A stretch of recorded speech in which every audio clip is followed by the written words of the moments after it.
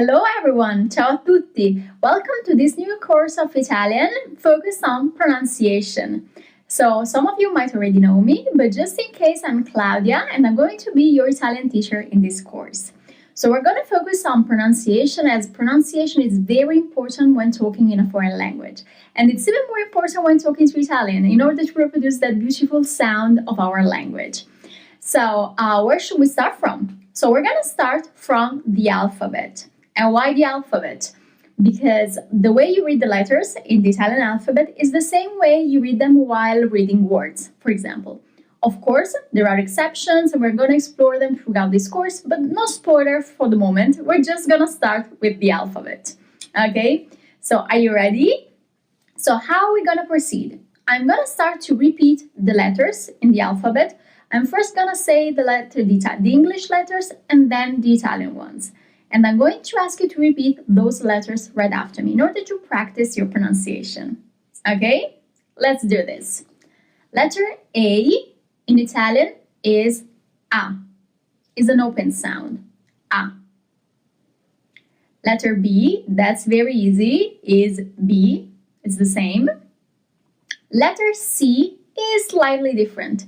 It's not C, it's Ci. Ci. Letter D is quite easy, as in Italian is D. It's the same. Letter E is one of the most complicated ones, and you're gonna find out why soon enough. So, letter E corresponds to a different sound in Italian. E is E. Letter E is E. Okay? Letter F is F. F. Letter G is G. It's the same. Letter H is a little bit different. It's H. H in Italian. And now you're going to discover why letter E is so complicated. Because letter I in Italian is I. So letter E in English is E in Italian. And letter I in English is I. In Italian. It's actually the opposite. That's why it's a little bit complicated, at least at the beginning. So, I is E, J is J, perfect. K is K,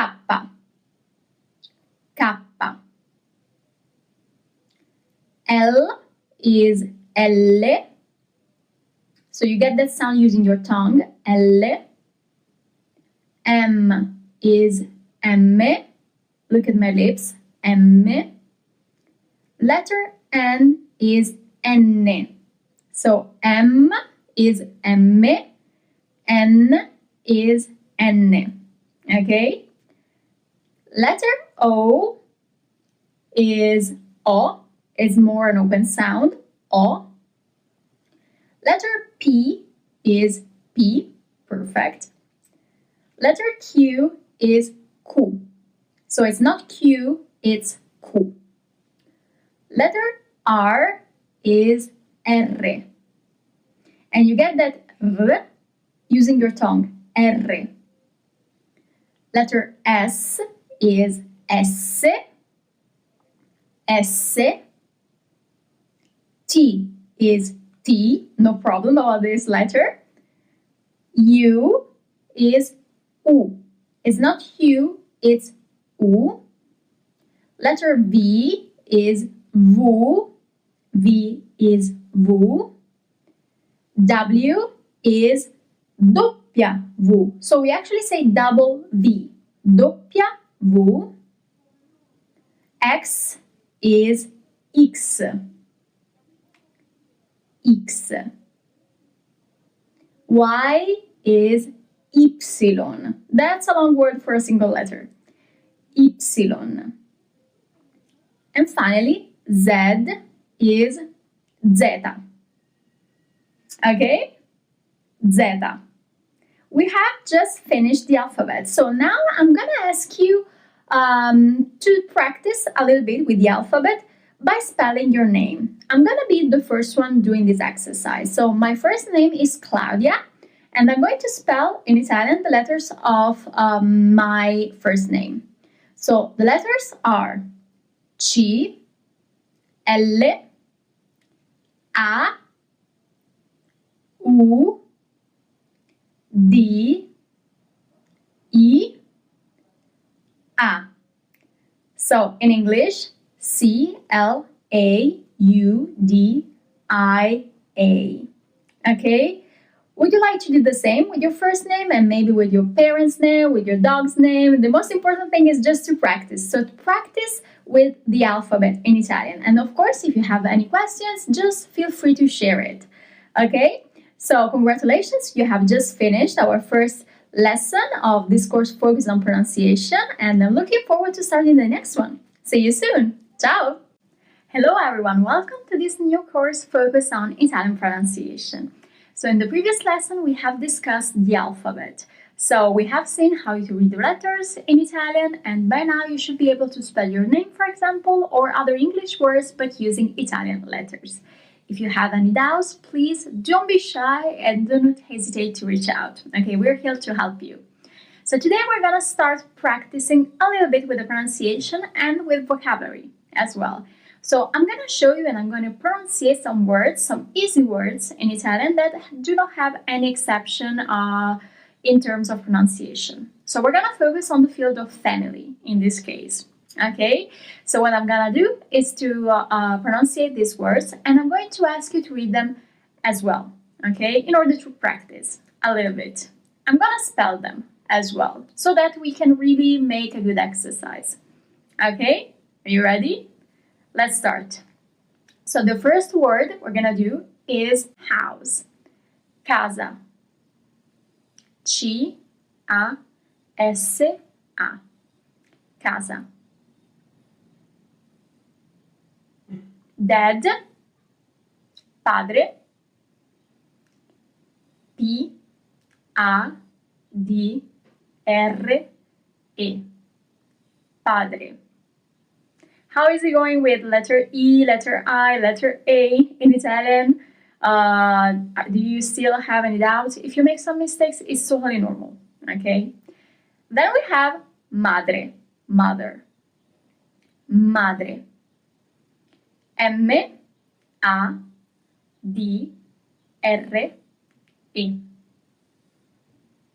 Parents, genitori, genitori. G-E-N-I-T-O-R-I.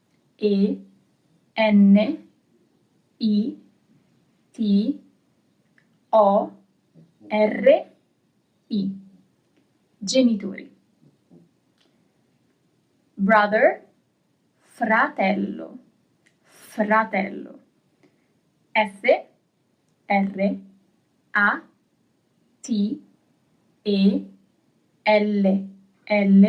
or doppia L, double L, O.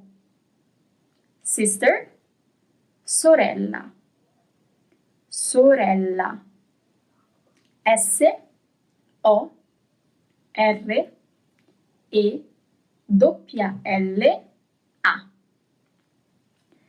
Grandfather, nonno, nonno.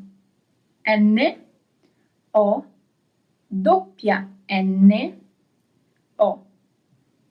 So remember the difference. N is letter N, M is letter M. Grandmother, nonna, nonna. N-O-N-N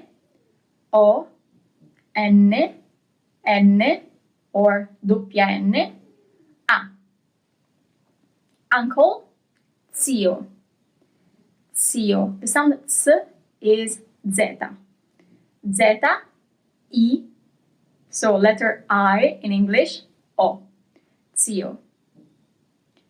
Aunt, zia, Z-I-A, zia. Okay? Cousins, cugini, cugini. C-U-G-I-N-I.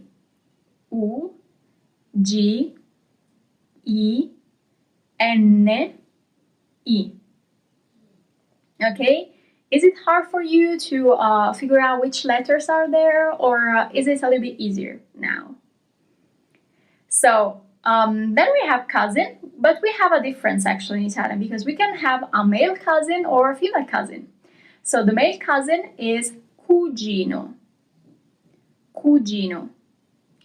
C U G I N O. And if it's a girl, cugina.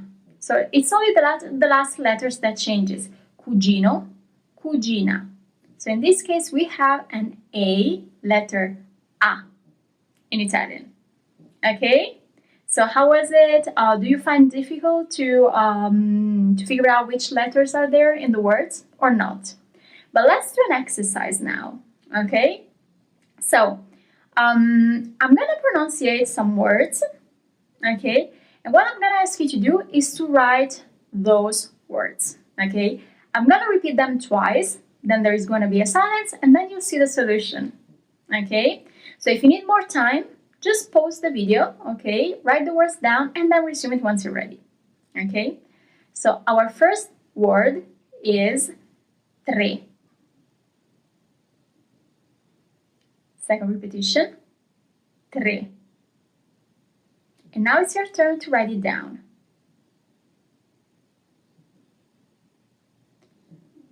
And that's the solution. Tre is actually number 3. And how do you write it? T-R-E.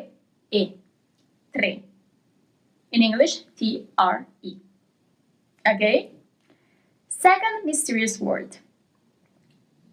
Prima. I'm gonna repeat it one more time. Prima. And now it's your turn.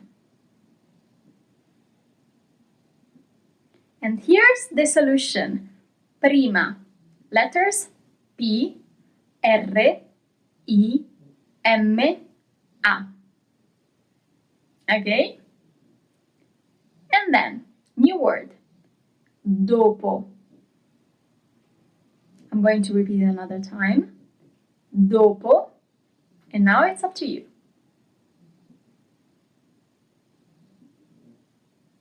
And here's the solution. D, O, P, O. And that means after. We have just seen prima, that is before, and dopo is after. Okay? New word. Lavoro. Lavoro. And now it's your turn. And here's the solution. L-A-V-O-R-O.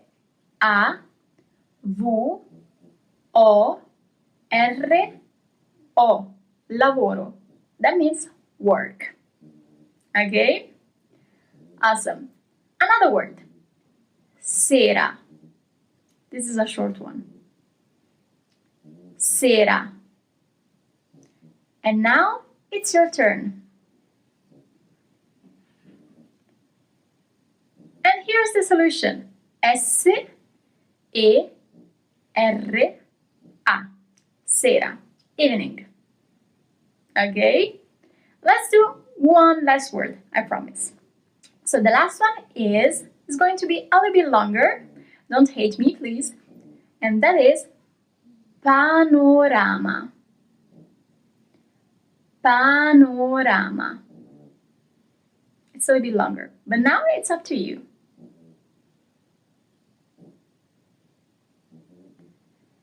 And here is the solution. So P-A-N-O-R-A-M-A.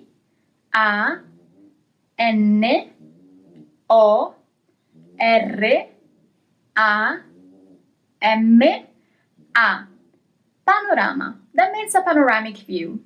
How was this exercise? Did you make any mistakes? If you did, that's totally normal. Okay, we're gonna do tons of exercises, so don't feel disappointed. It's totally normal. You have just started practicing with Italian letters and Italian pronunciation. Okay, so I really hope you enjoyed this lesson, and who knows what's gonna be next. Okay, see you soon. Thank you for being with me.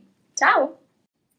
Hello everyone, welcome to this new lesson of Italian for Beginners focused on pronunciation. Okay, I hope you enjoyed our previous lesson where we played a little bit with Italian letters.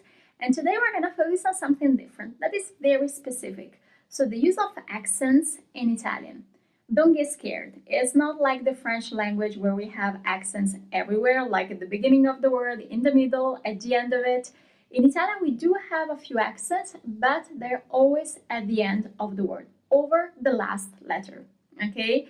And you can actually hear them. That's why the pronunciation is very important when it comes to accents as well, okay? So in this first part of our lesson, I'm gonna show you two words, basically. And the only difference between two words is the presence of the accents. But this small difference makes actually a huge difference in terms of meaning, because the meaning totally changes, okay? So I really want to show you why the accent is so important in Italian and why you should really read the word with the right pronunciation, because your sentence could change like dramatically, okay? So we're gonna start with the first two words. So the first two words are papa with the accent, papa, and the second one is papa. Listen to the difference. Papa with the accent, papa. Can you hear the difference? If you cannot, don't worry, okay? It's totally normal. Your ear needs to get used to it, okay? Papa with the accent, father, dad actually, papa with no accent, pope. So you can imagine why the accent is so important. Let's do another example. So the first word with the accent, always repeat the words right after me, okay, please, is pero with the accent over the O. Pero. And the second word is pero. Pero, pero. Okay? Pero, so the first word with the accent means but. Pero with no accent means tier 3. Okay? Here as well, the meaning is completely different. Pero, pero. I think that here you can actually hear the difference of the accent a little bit better than the previous example. Okay? Then, third example. The first word with the accent is onesta. Onesta. And the second word with no accent is onesta. Onesta, onesta. Okay, so there is a little bit more emphasis on the last letter where there is the accent. Onesta, honesty, onesta, honest. So in this case, the meaning is not completely different, but in one case you have a noun, and in the other case you have an adjective. Okay, so there is a difference in any case, even though the meaning is kind of the same. Fourth example. Faro, no accent, faro, and the word with the accent is farò. Faro, farò. The first word without the accent means lighthouse. The second word, farò, means I will do, I will make. Okay? In Italian it's the same. There is no difference between to do and to make. So it's the verb fare, to do, conjugated in the future tense. Farò, lighthouse, farò, I will do. So there is a huge difference here as well. Then, let's do another one. Porto, without the accent. Portò, with the accent. Porto, without. Portò, with. Porto, without the accent, means harbor. Portò means he or she brought. In Italian, when we use the verbs, we don't use subjects, okay? So that's why you don't see the subjects. So it's actually the verb portare, to take, to bring, in the past tense, okay? Porto, harbor, portò, he or she brought, okay? So once again, a huge difference. And then let's see another one that is very, very important. So we have the word with the accent, è, And the word without the accent, e. Here you can really hear the difference. E, accent, e without the accent. So e with the accent means he, she, it is. So it's actually the present of the verb to be in Italian. Third person singular, he, she, it. E. E without the accent means and. So you can see as conjugation, I eat and drink. Okay, for example, that's e. E, accent, e without the accent. Okay, so now we have finished all these words that you actually are very similar. The only difference is the accent, but the meaning is completely different though. Now I'm gonna show you other words with the accent just to show you some examples. So let's see a very common one, and that is città. Città, city. Okay, so you have the accent over the letter A in Italian. Difficoltà. Difficoltà. That means struggles, adversity. Let's see the opposite. Facilità. There is an accent here, ease. So let's try to think about the word without the accent. So the word with the accent is facilità. Okay? If there wasn't an accent, then the word would be read as facilita. But it's facilità as we have an accent over the last letter. Okay? Then facilita doesn't exist, so that helps us a lot. But yeah, that's it. Diversità. Diversità, with an accent over the last A, letter A in Italian. Diversity.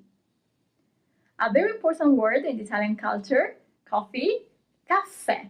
And here you have an accent over the letter E, letter E in Italian. I remind you that. Caffè. If there wasn't an accent, then there would be caffè. But it's caffè as you have an accent over the last E. Okay? Great. So now let's make a small exercise. So this exercise is called with or without the accent. So I'm going to pronunciate some words and you will have to write them down and you have to think about it whether there is an accent or not at the end of these words. So I'm going to repeat the words twice, then as we have already done, there's going to be a silence. You will have time to write it down. But if you need more time, of course, just pause the video and take your time. Okay? So our first mysterious word is verità. Verità. And now it's your turn to write it down. So with or without the accent? With the accent. V or V, E, R, I, T, A with the accent. Second word, partita. Partita. And now it's your turn. So with or without the accent? Without the accent. If there was an accent here, the word would be partita, but it's partita. Okay? I know it can be like a little bit tricky as a matter because it all depends on the year, but you're gonna get used to it. Okay? Don't get scared. Third word, vista. Vista. With or without the accent? Without the accent. V-I-S-T-A. Okay? If there was an accent, it would have been vista, but it's vista. It's not vista. Then, and vista means view. Fourth word, perché. Perché? With or without the accent? With the accent. P-E-R-C-H-E. Con l'accento. With the accent. And that means because, but also why. There is no difference in Italian. Awesome. Last word. Burro. burro. With or without the accent? Without the accent. It's not burro, but it's burro. And that means butter. Okay? How was this exercise? I hope you really enjoyed this lesson about the accents. And if you made mistakes, do not worry too much about it. Okay? It's totally normal. And you're going to get used to the accent, to using the accents and so on. So this is your first contact with Italian accent, so it's totally normal to make mistakes, okay? So I'm looking forward to starting a new lesson, and I hope to see you soon, okay? Bye-bye. Ciao! Hello everyone, welcome to this new lesson of our Italian course focused on pronunciation. So if you remember, in the previous lesson we discussed the accents, okay, in Italian.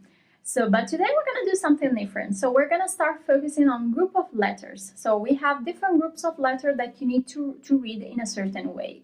So I'm going to tell you how to read them, and then we're going to make tons of examples, and as usual there is going to be an exercise at the end of this lesson, but no spoilers for the moment, okay? So today we're going to focus on how to pronounce the letters CH in Italian. So maybe you have learned Spanish already, maybe you are just influenced by your native language, but CH in Italian is not read as ch. Instead, it is read as k. CH in Italian is always k. Okay, it's a harsh sound. It's not ch, it's k. Let's see some examples. For example, one of the most common sentences that you would use in Italy when you're there, for example, in vacation or making friends, I don't know. So how do you say, for example, my name is? In Italian, that's mi chiamo Claudia, in my case. Mi chiamo. So you see you have chiamo, C-H-I, chiamo. Okay? And the sentence actually literally means I call myself Claudia. That's how we say it. But let's do other examples. Please repeat the words right after me. Okay?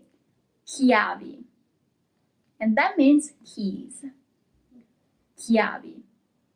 So once again, you have C-H-I-A.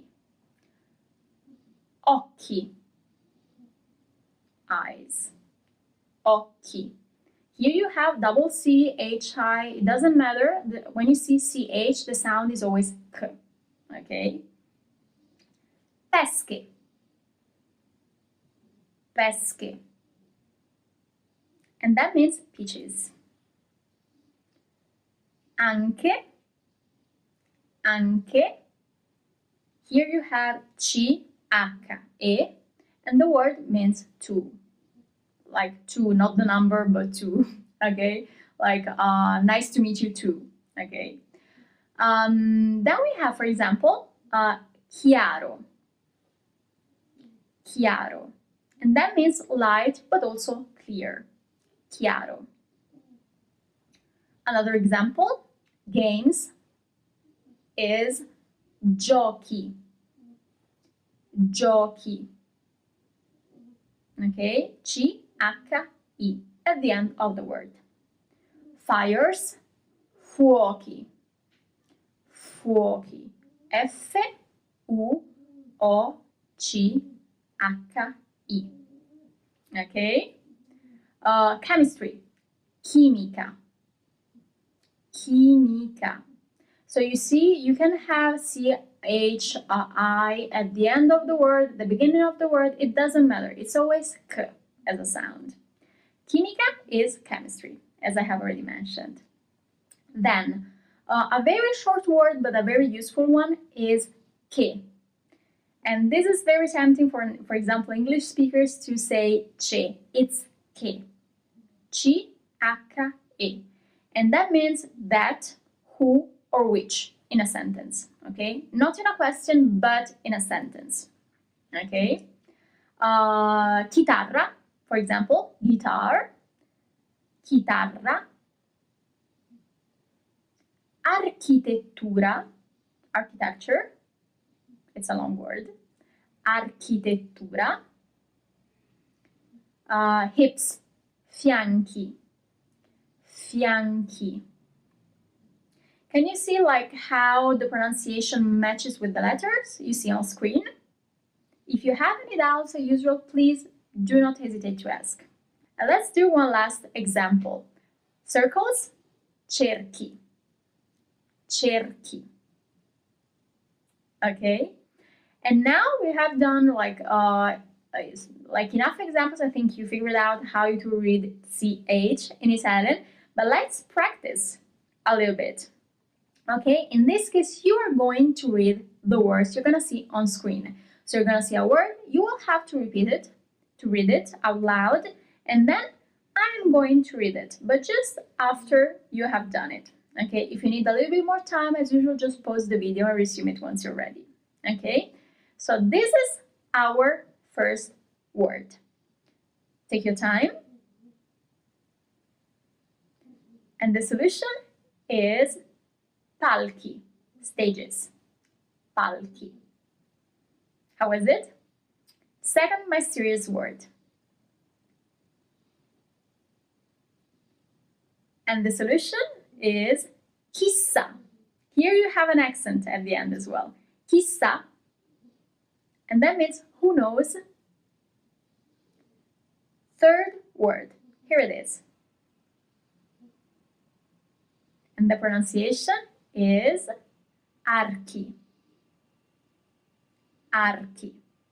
Arches. Okay? Fourth word. And a very common one. The solution is macchina, car. Macchina. And let's see a last example.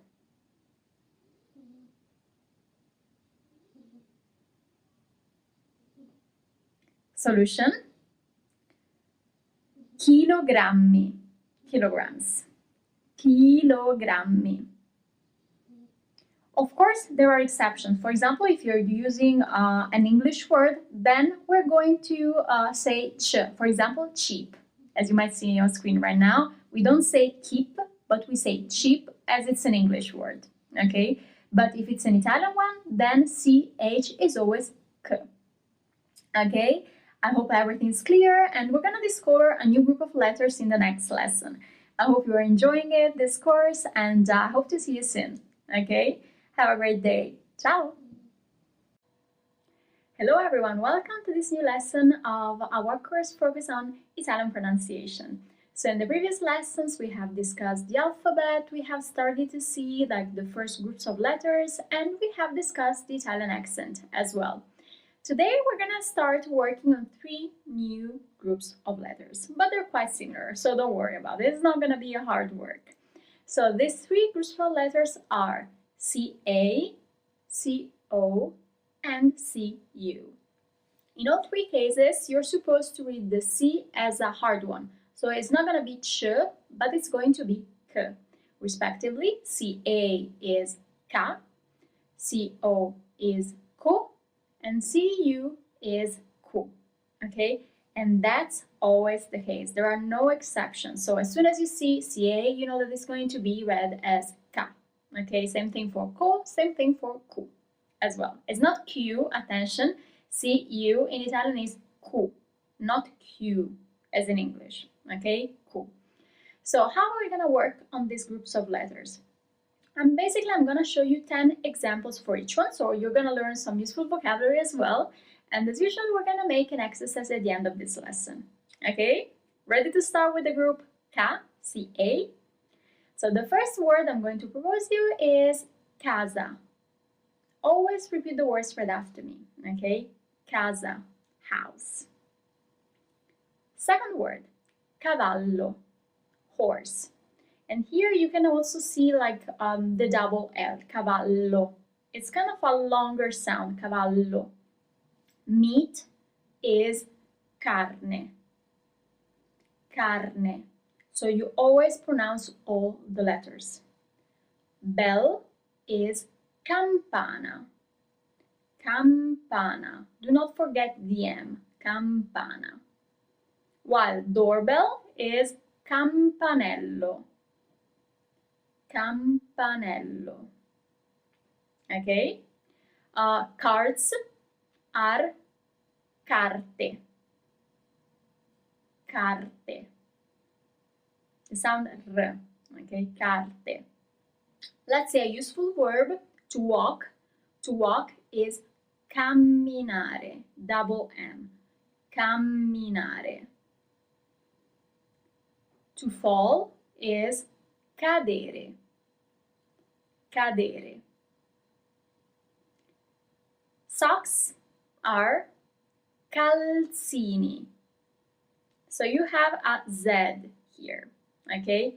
Calzini. And finally, the last example is song. Canzone. Okay, once again we have the Z, canzone. And it doesn't matter, you can have CA at the beginning of the word, in the middle of it, you're gonna always read it as Ka. It's never gonna be Cha, okay? It's always Ka.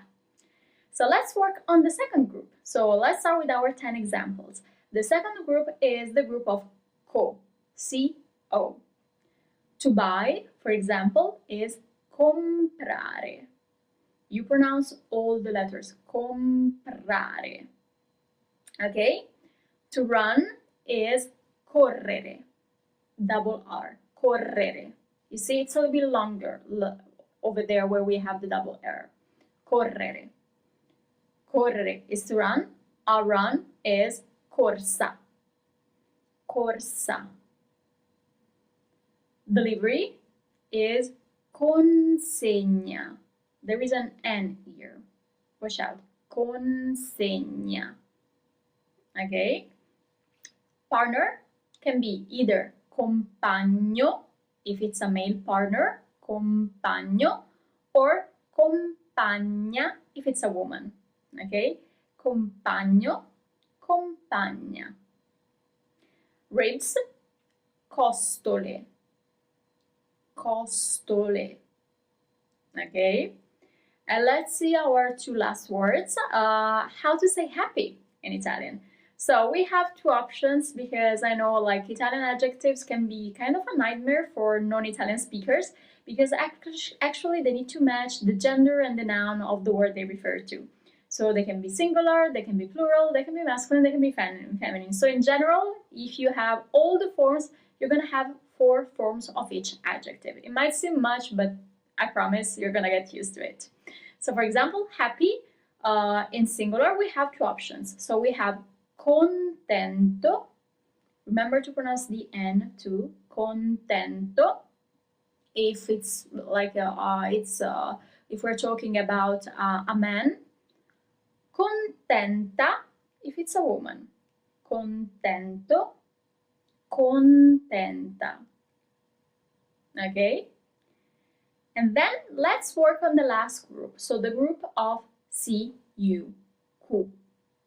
So we have, for example, the verb to cook. Cuocere. Cuocere. And here you see the difference because at the beginning of the word you have CU, so you have the hard C, cu, and then in the middle you have CE, CE in Italian. And then you have the soft C, cere, cuocere. It's not cuocere, but cuocere. Okay? Talking about cooking, we can also talk about how to say cook, a cook. Cuoco. So here you basically have 2 groups. You have CU at the beginning of the word, cu, and then you have co at the end of it. Culture is cultura. Cultura. Okay? Heart is cuore. Cuore. Okay? Spoon is cucchiaio. This is difficult, cucchiaio, because you have CU at the beginning, then in the middle you have CHI, chi, cucchiaio. Dome is cupola. Cupola. Pillow is cuscino. So here you also have the group SCI. That is always pronounced as she. It's never ski unless there is an H. Otherwise, it's she, if you say it like this. Cuscino. A resume it's a very important word in our current societies, is curriculum. Curriculum. Okay, so you have a double CU, in this case a double Q. Then we can think, yes, we can think about a very important word that is apology, scusa. Scusa. Okay, and then our final example is going to be school, scuola. Okay, scuola. Perfect. And we have finished all our examples. So let's practice a little bit with an exercise. So in this case, you're going to see a word on screen and it's going to be up to you to pronunciate it. Then I'm going to reveal the solution, okay? So as soon as you see the word, try to read the word in the right way, okay? Before, of course, I reveal the solution. So this is our first word. And the solution is cucina. It's not cucina, but cucina. The group CI is written always as C, and that means kitchen. And this is our second word. And you read it as cane. Cane is dog in Italian. How are you doing with this exercise? This is our third word. It's a little bit longer. So let's see if it works for you. And this is the solution. Calendario. I'm going to repeat it one more time. Calendario. Calendar. Of course, if you need more time to try to read the word, just pause the video, okay? Don't be in a rush. It's more important that you do this exercise correctly rather than fast. This is our fourth word. And the solution is colla. So you need to stress a little bit where you have the double L, colla. There are two L's, okay? And that means glue. Fifth word.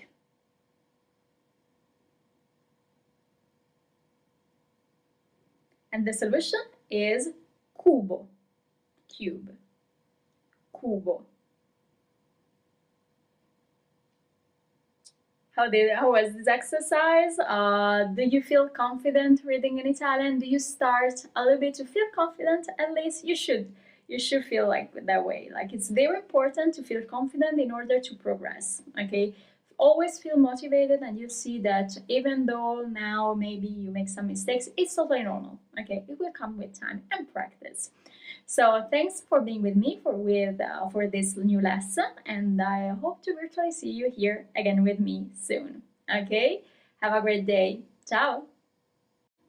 Hello everyone, welcome to a new lesson of our course focused on Italian pronunciation.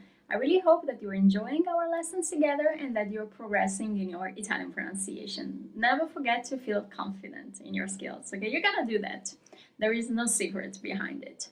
So in the previous lesson, we have seen three different groups of letters. CA, K, CO, CO, and finally CU, Q. Today we're gonna work on two other groups of letters that always starts with letter C. So our two groups are going to be CI, CE in Italian, and CE in English that corresponds to CE in Italian. I know it's always tricky, like even for me now after all these years of teaching, but it's totally normal. So how do you read these two groups of letters? Chi is always read as chi. It's never ki. It's going to be ki if you see an H between the C and the I. If there is no H, then it's going to be chi, always. Same thing for CE. So chi e in Italian. You always pronounce this group of letters as che, okay? Chi, che. The C becomes a harsh sound if there is an H. If there is no H, then it's going to be chi or che, okay? So let's start showing you our list of examples for each group, okay? Let's start with the group of chi. So first word is going to be sky. Sky in Italian is cielo. Cielo. Never forget to repeat the words right after me, okay? To practice your pronunciation.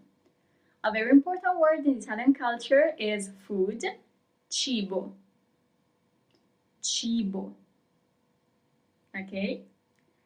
Belt is cintura. You pronounce all the letters. Cintura. Okay? Cinghiale. Here we also have the group that we have already seen, G-H-I, G. Cinghiale. And that means boar. Onion is cipolla. Cipolla. There is a double L, so you have to make it longer, a little bit longer. Cipolla. Okay? Circus is circo. Circo. Okay? Blind is cieco. So for example, you have seen here, we have C-I-E, as we have seen for the sky, cielo, C-I-E, and it doesn't matter, okay? As soon as you see C-I, it's going to be C as a sound, okay? So blind is cieco. City is città. We have already seen this word before when we were discussing the accent. Città, with double T and an accent over the last letter, A in Italian. Friends are amici in Italian, masculine and plural. Amici. And finally, our last word is going to be special. Speciale. Here, for example, you have C-I-A in English, so C-I-A in Italian, but it doesn't matter. You see C-I, so it's going to be C. Okay, then we have a letter A, so it's going to be CHA. Okay, as letter A in Italian is A. I know, it's tricky for the moment, but it's gonna get better, I promise. Okay, and these were all our examples for the group of CI. Let's discover the group of CE with some examples as well. We're gonna start with a word that we say all the time, and that is of course. Of course in Italian is certo. Certo. Fun enough, it also means certain. Certo. Dinner is cena. Cena. Bin is cestino. Cestino. And then I've added a word just to show you a simple difference. So you might be wondering why I have added Czech as a nationality to this list, but because Czech is written as Ceco. So in Italian is C-E-C-O. Ceco. So you have the two groups. You have C-E at the beginning that is supposed to be read as Ce, and at the end you have C-O that is supposed to be read as Co, as we have seen in the previous lesson. And it's very important to spell it correctly because as you have seen together in the group of Ci, you have Ceco written as, in Italian, C-E-E-C-O.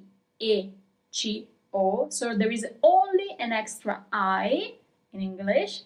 That means blind. So there is a huge difference. Watch out if you ever write Czech or blind in Italian. You need to be careful.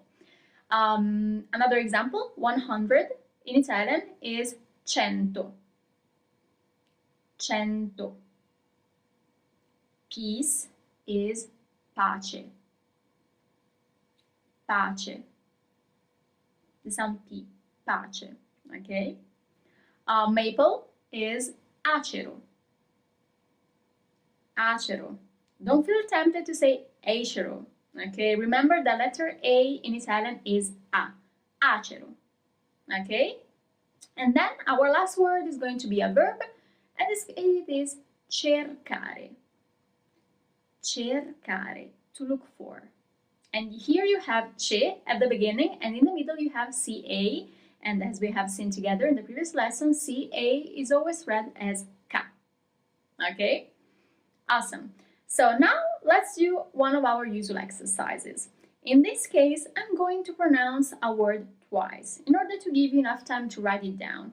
Then, after a few seconds of silence, then you're gonna see it on screen, okay? If you need more time to write the word down, just pause the video, okay? No problem, take your time. So, our first word is cemento. I'm gonna repeat it one more time. Cemento. And now it's your turn to write it down.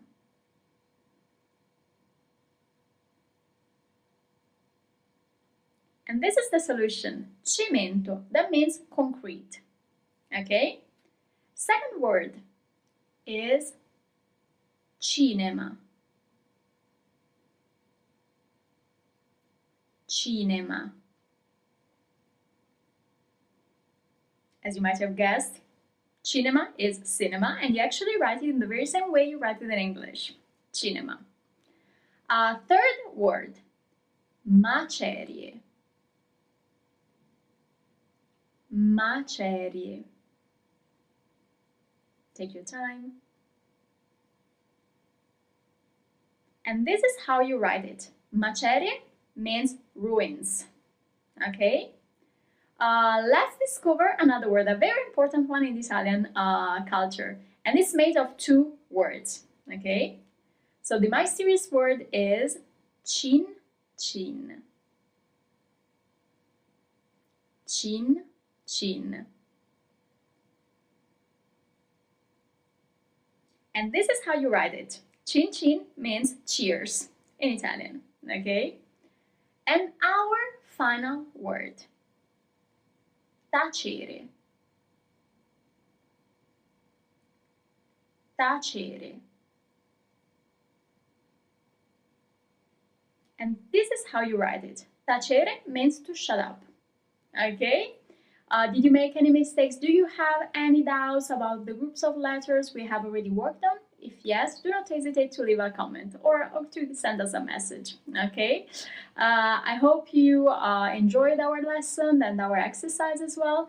And if you made mistakes, don't worry too much about it. It's totally normal, okay? So thank you for being with me for this new lesson, and I hope to see you soon. A presto, see you soon. Hello everyone, welcome to this new lesson of our course focused on Italian pronunciation. I really hope that this lesson are going to be useful in your everyday life or maybe when you're traveling, who knows. The most important thing is that you're enjoying this journey that we're doing together into the Italian language.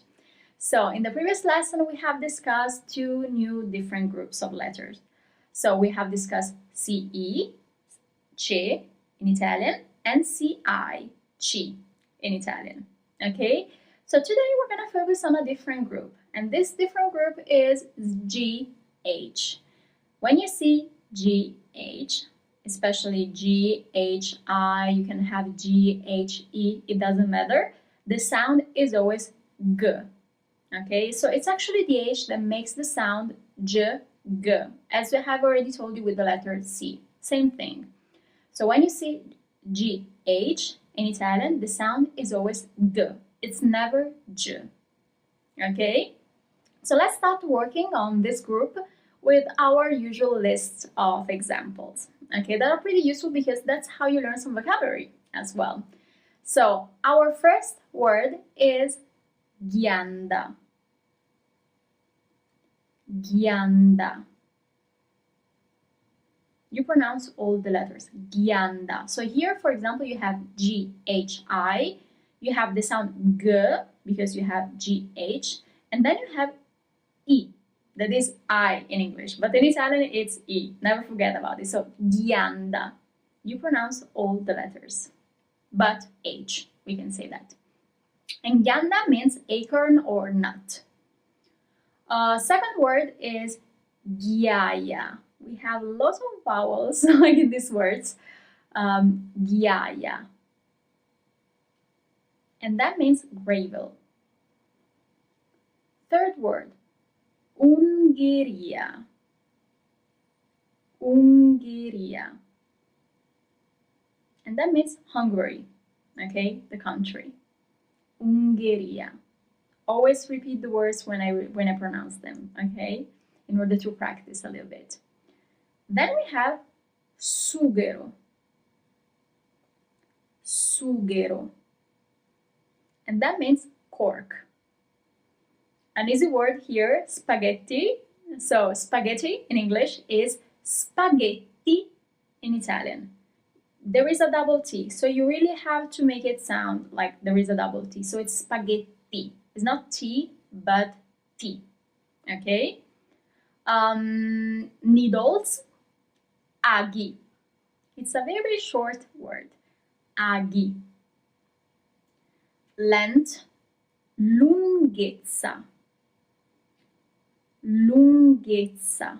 There is a double Z here. Lunghezza. As we're talking about measures, well, let's say also width. Width is larghezza. There is a double Z here as well. Larghezza. Hiccup, singhiozzo. Double Z here. Funny enough, we don't have so many double Z, but we have many in this list. Singhiozzo. Okay? And our last word is going to be monologues. It's quite similar actually to the English word, and in Italian it's monologhi. Monologhi. Okay? So you can have G-I-G-I-H-E. It doesn't matter. The sound is always going to be G of G-H. It's never going to be J. Okay? So let's practice a little bit with an exercise. So you're going to see a word on screen and I'm going to ask you to read that word. Okay? Then, of course, after a few seconds of silence, I'm going to reveal the solution. If you need more time to read the word, don't worry. Just pause the video. Take your time. Don't be in a rush. Okay? So let's start. This is our first word. How do you read that? You read it as ghiaccio, ice. Ghiaccio. Okay, so you have GH at the beginning, gi, because you have an I right afterwards. And then you have a CI at the end of the word that is going to be read as chi, ghiaccio. This is our second word. How do you read that?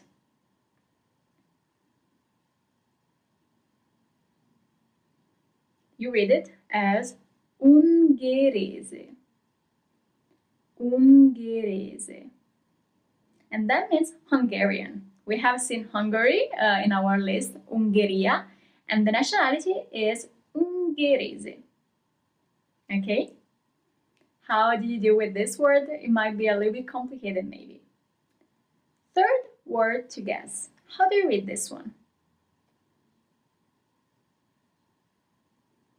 And the solution is funghi. Mushrooms. Funghi. Okay, how was this exercise? Did you read all the words correctly, or maybe you made some mistakes? Let us know if you want to, okay? Don't be shy. Okay, so awesome. We have finished these lessons about the group of letters GH. That is always read as G, okay? I'm looking forward to starting a new lesson and I really hope to see you soon. Have a great day. Thank you for being with me. Grazie. Hello everyone, welcome to our new lesson of our course focused on Italian pronunciation. I'm your Italian teacher, Claudia, and I'm very happy to see you here again with me today. And I really hope that you're enjoying our journey into the Italian pronunciation. So we have discussed several groups of letters, and today we're going to focus on 3 more groups. As we have seen before, don't worry too much about it. It's always the same mechanism for 3 groups of letters. Specifically, our groups are going to be G-A in English, G-A in Italian, G-O in English, G-O in Italian, and G-U in English, so G-U in Italian. So when you have the letter G followed by A, O, or U, the sound of the letter G is always G, okay? It's never J, it's always G. It's a harsh sound, okay? So we're going to start focusing on the group of letters starting or that maybe have GA in the middle of them, Ga, showing you some examples. Okay? So as usual, please repeat the words right after me. Okay, so our first word is gabbia, cage. Gabbia. You also have a double B.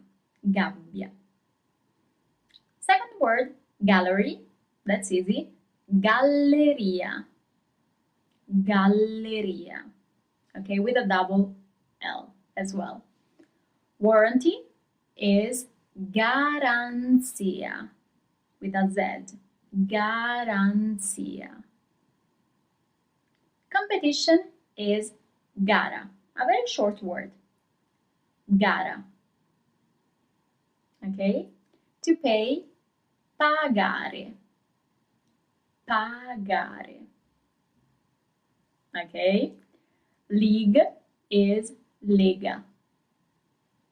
Lega. And finally, our last example is going to be gift, present. Regalo. Regalo. So you see, as soon as you see GA in Italian, the sound is going to be ga. So let's see, what about the group GO? Go. So our first word is for our sports fanatic, and it's going to be goal. Goal. And that means goal, football goal, for example. Second word, rubber, is gomma. You have a double M here as well. Gomma. Similar word, but completely different in terms of meaning. Gonna. So, gomma is rubber. Gonna is skirt. Okay, so it's completely different. Drop is goccia. We have already seen the group of letters C-I-C-E in Italian, and you're supposed to read it always as C. Goccia. Okay?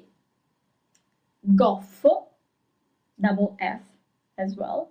Goffo. And that means clumsy.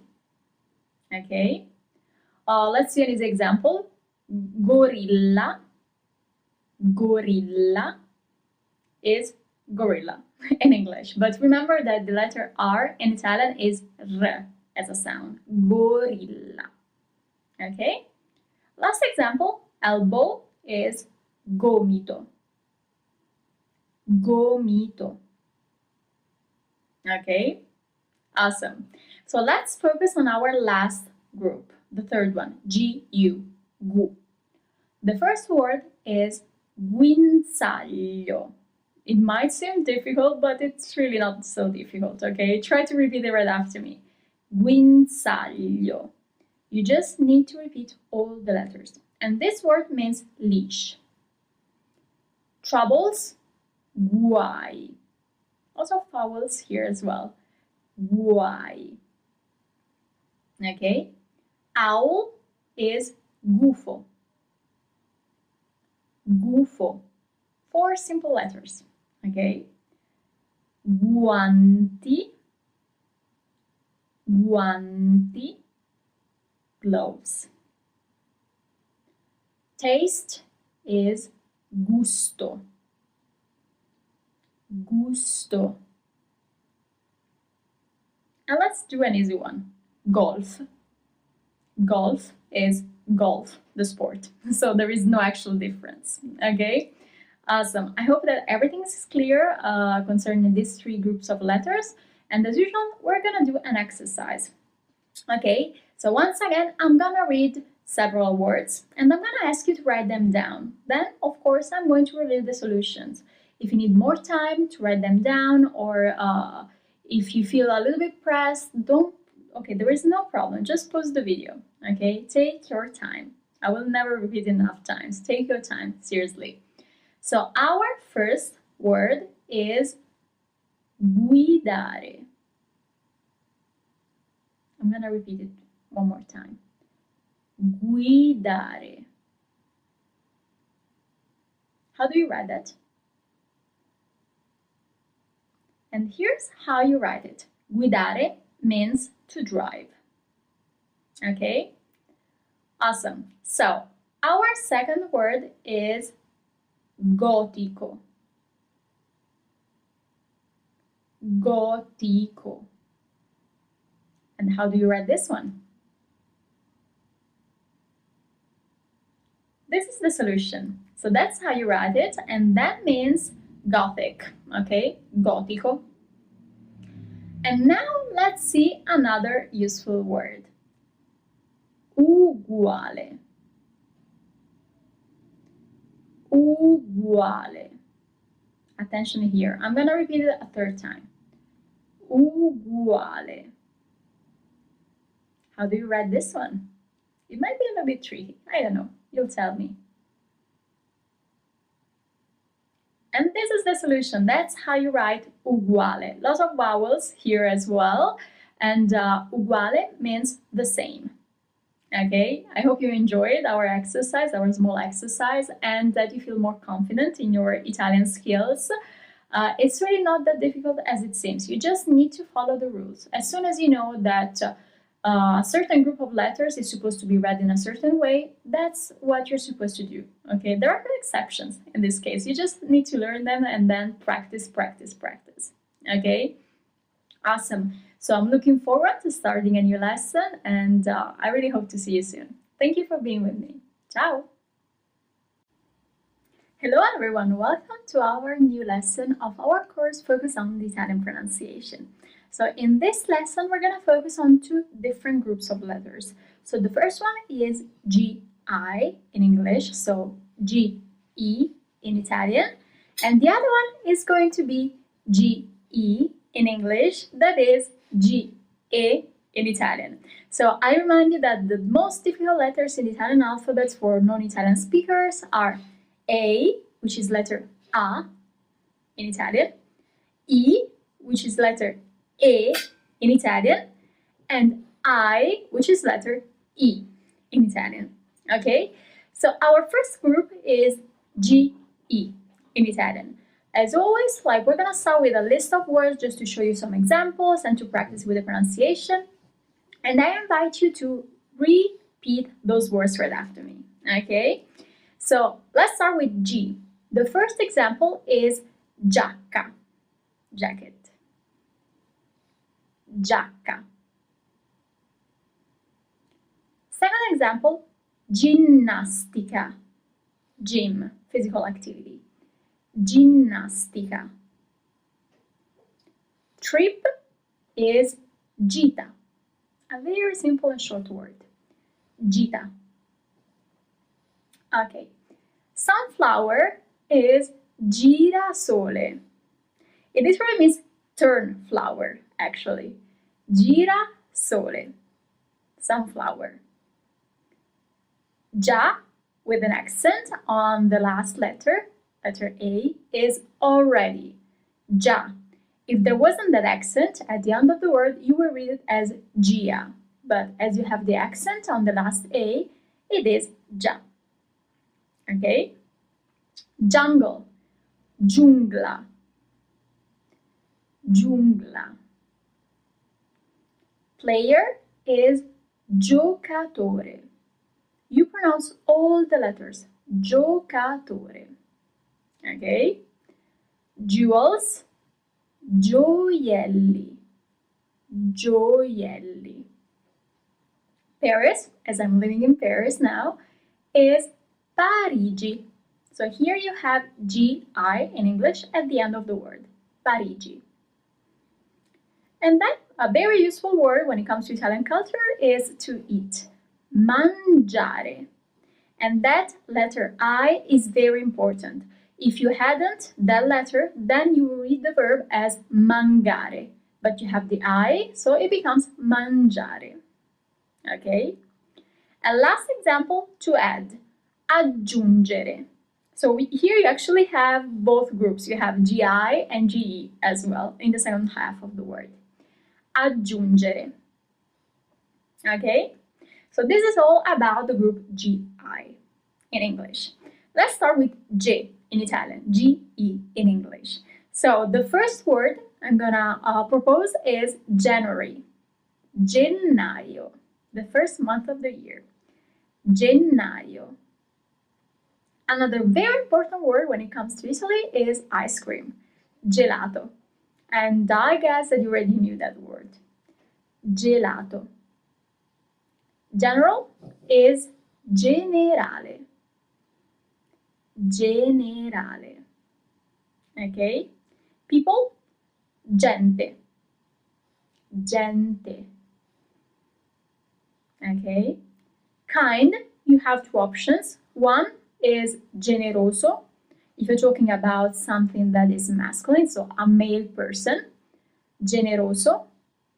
If you're talking about a woman, then it becomes generosa, with an A at the end. Generoso, masculine, generosa, feminine. Okay? Geography, geografia. That's a long word. Geografia. Talking about subjects, geometry. Geometria. So don't fall into temptation and say geometria. Just keep in mind the letter E in Italian is always read as E. Okay? Geometria. And one last example is going to be gesture, gesto, gesto. Okay? So we're going to practice with an exercise now, and this exercise is called What Did I Say? So I'm going to pronounce a word twice, and you will see two options on screen. What you will have to do is to circle or to point out the right one. Okay? So are you ready? Our first mysterious word is gemma. I'm going to repeat it one more time. Gemma. So which word of the two is that one? And yes, it's the first option, because the second option, first of all, it doesn't exist in Italian, but it would be read as gemma. Okay, GH is G. Second example. Ghigno. What did I say? Ghigno. And yes, it's the second option. Third example. Getto. Getto. What did I say? Yes, it's the first option, getto, without the letter H. Then, jeep. Jeep. What did I say? Yes, it's the second option, as in English. So when we have English words, we might keep like the English way of writing it. So it's jeep, J-E-E-P, okay? And fourth, and actually it's our fifth example, and it's going to be gin.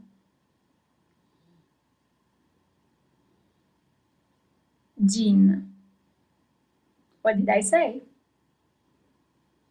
Yes, it's the first option, because the second one, it doesn't exist in Italian already, but if it existed, it would be gin, not gin. Okay? I really hope you enjoyed this exercise. Maybe it wasn't that difficult once you have understood how it works GH, GI, GE in Italian. Of course, if you have any kinds of questions, do not hesitate to reach out. Okay, we'll be glad to help you. So I hope to see you soon for the next lesson, and have a great day. Grazie. Ciao ciao.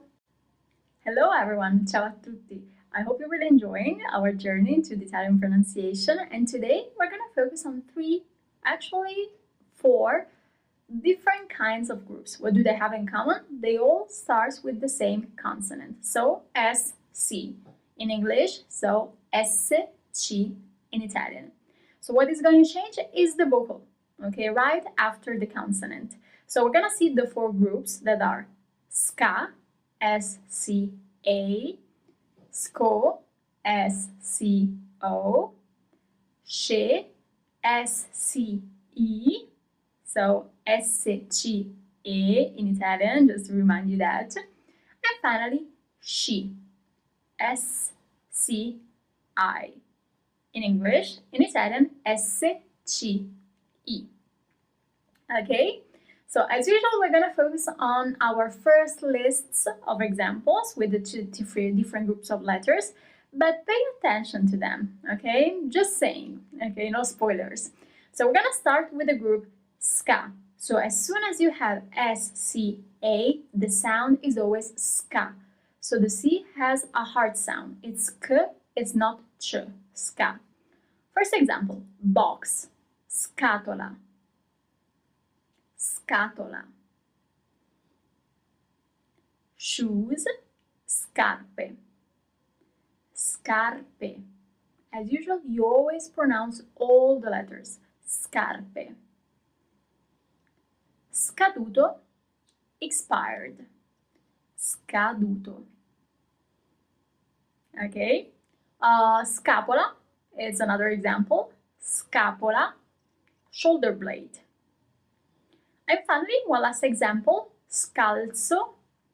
Scalzo with a Z. We're gonna focus on one lesson on the sound Z and S. Scalzo is barefoot. Okay? So as you have seen, you always pronounce SCA as ska. Okay? And now let's see some examples with SCO, SCO. So here is the same. As soon as you have SCO, so SCO in Italian, the sound is SCO. It's never SCO, it's SCO. Okay? Examples. Scomodo, uncomfortable. Scomodo. Scopa, broom. Scopa. This is one of my most common verbs, and that's scordare, to forget. I always forget everything. Scordare. Shock can be shock, but it can also be scossa. Scossa. Scorso, previous. Scorso. Or last, for example, last Monday, lunedì scorso. Then in Italian, you actually place the adjectives not in front of the word they refer to, but right after it. Okay, it's not like in English. Scorso. And finally, pasture, pascolo. So here you have SCO in the middle of the word, but it's still SCO. Okay, pascolo. Awesome. And now let's move to the group of SCE in English, so SCE in Italian. The sound here is always sh, okay? It's never ske. If it's ske, that means that you have a letter H between the C and the E. If there isn't the H, then it is sh. So let's do some examples. To get off, scendere. Scendere. Okay, you pronounce all the letters. Scepter, scettro. Scettro. Great. Skeptical, scettico. Scettico. Miscela, blend. Miscela. Okay. Fish is pesce. And here it's very important that you write it this way, because if you say pesche, that means peaches. Okay, so that's a very important difference. Pesce, pesche. Lift is ascensore. That's a long word. Ascensore. Awesome. So we have finished our group of she, words in she. So our last group is the group of she. So SCI in English, that means SCI in Italian. And as usual, you always pronounce it as she. You have a ski if you have an H between this letter C and the letter I. If there isn't any H, then it will be always she. Okay? So don't fall into temptation to write it as in English, so S-H-E is not that. Okay, it's S-C-I. So let's do some examples. Scivolo, slide. Scivolo. Monkey is scimmia, with double M as well. Scimmia. Theft, scippo, double P here. As you might have guessed, in Italian we do love double letters, unfortunately, for the foreigners, because they can be really hard to understand, but we're gonna focus later on that. So now we're working on she. So theft is she.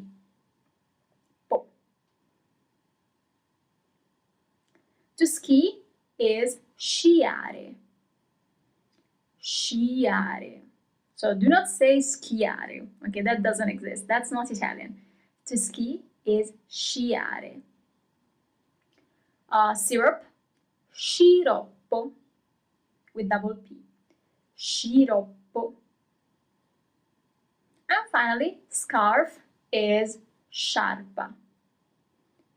Sciarpa. Okay, you pronounce all the letters. Sciarpa. Okay, so are you ready for our usual exercise at the end of our lesson? So in this case, we're going to do something new. So as you might have seen, like I always pronounce the words in English and then in Italian, sorry, and then I tell you the translation in English. So today we're going to test if you've been attentive. Just kidding, but that's important to know the translation of the word. That's why we also do some vocabulary. So in this case, our exercise is going to be, what does it mean? So I'm going to pronounce a word in Italian and you're going to have three options in English regarding its translation. Okay, so what you're going to do is to pick the right translation of the word I'm going to pronounce. Are you ready? Don't feel scared, okay? So our first word is sciarpa. Sciarpa. Does it mean cold, broom, or scarf? And yes, it is scarf. Okay? Second example, scarpe. That's our mysterious word, scarpe. Does it mean dress, shoes, or trousers? If you need more time, of course, just pause the video, okay? So the solution is shoes. So it's always hard, like a little bit tricky between sciarpa, scarf, and scarpa.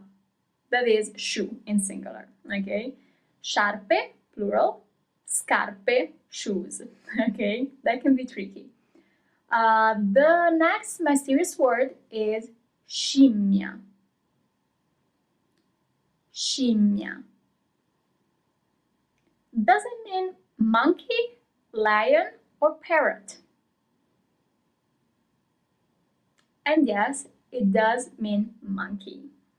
Okay? Next example. Pesce. Pesce. Does it mean fish, meat, or salad? Its meaning is fish. Okay, how are you doing with this exercise? Last word, ascensore. Ascensore. Does it mean building, roof, or lift? Maybe you remember this one. And yes, its translation in English is lift. So how was this exercise? Did you make any mistakes? If you did, that's totally normal. We have done tons of vocabulary, so it's totally normal if you don't remember. But always pay attention to translations, okay? Because yes, pronunciation is important, but you should know some vocabulary as well, okay? Awesome. So thank you again for being with me for this new lesson, and I'm looking forward to starting a new one, okay? Have a great day. Ciao! Hello everyone, welcome to this new lesson of our course focused on Italian pronunciation. So in the previous lesson we have discussed the groups of letters beginning with SC, S, C in Italian. We have seen ska, sco, sci, and she, okay? Today we're going to focus on one group of letters only, but it is quite difficult, not in terms of grammar but in terms of pronunciation. In my experience, I have seen that foreigners have always some kind of trouble in pronouncing this group of letters. So what group of letters is it? It is L. L is made of G, L, I in this case, and it's always pronounced as Li. Look at my mouth. Li. It's a very difficult sound, I know that, but we will come with practice, okay? Don't be in a rush. Take your time to learn this new sound. Li. Okay? We don't have so many words with li, but we have some, there might be some useful ones as well. That's why it's pretty important to learn how to pronounce these words correctly. Li. So let's start with our examples. So the first one is li. Just basic, G-L-I. And it's actually an article. It corresponds to the in English. Well, in English it's quite easy because we only have the as an article.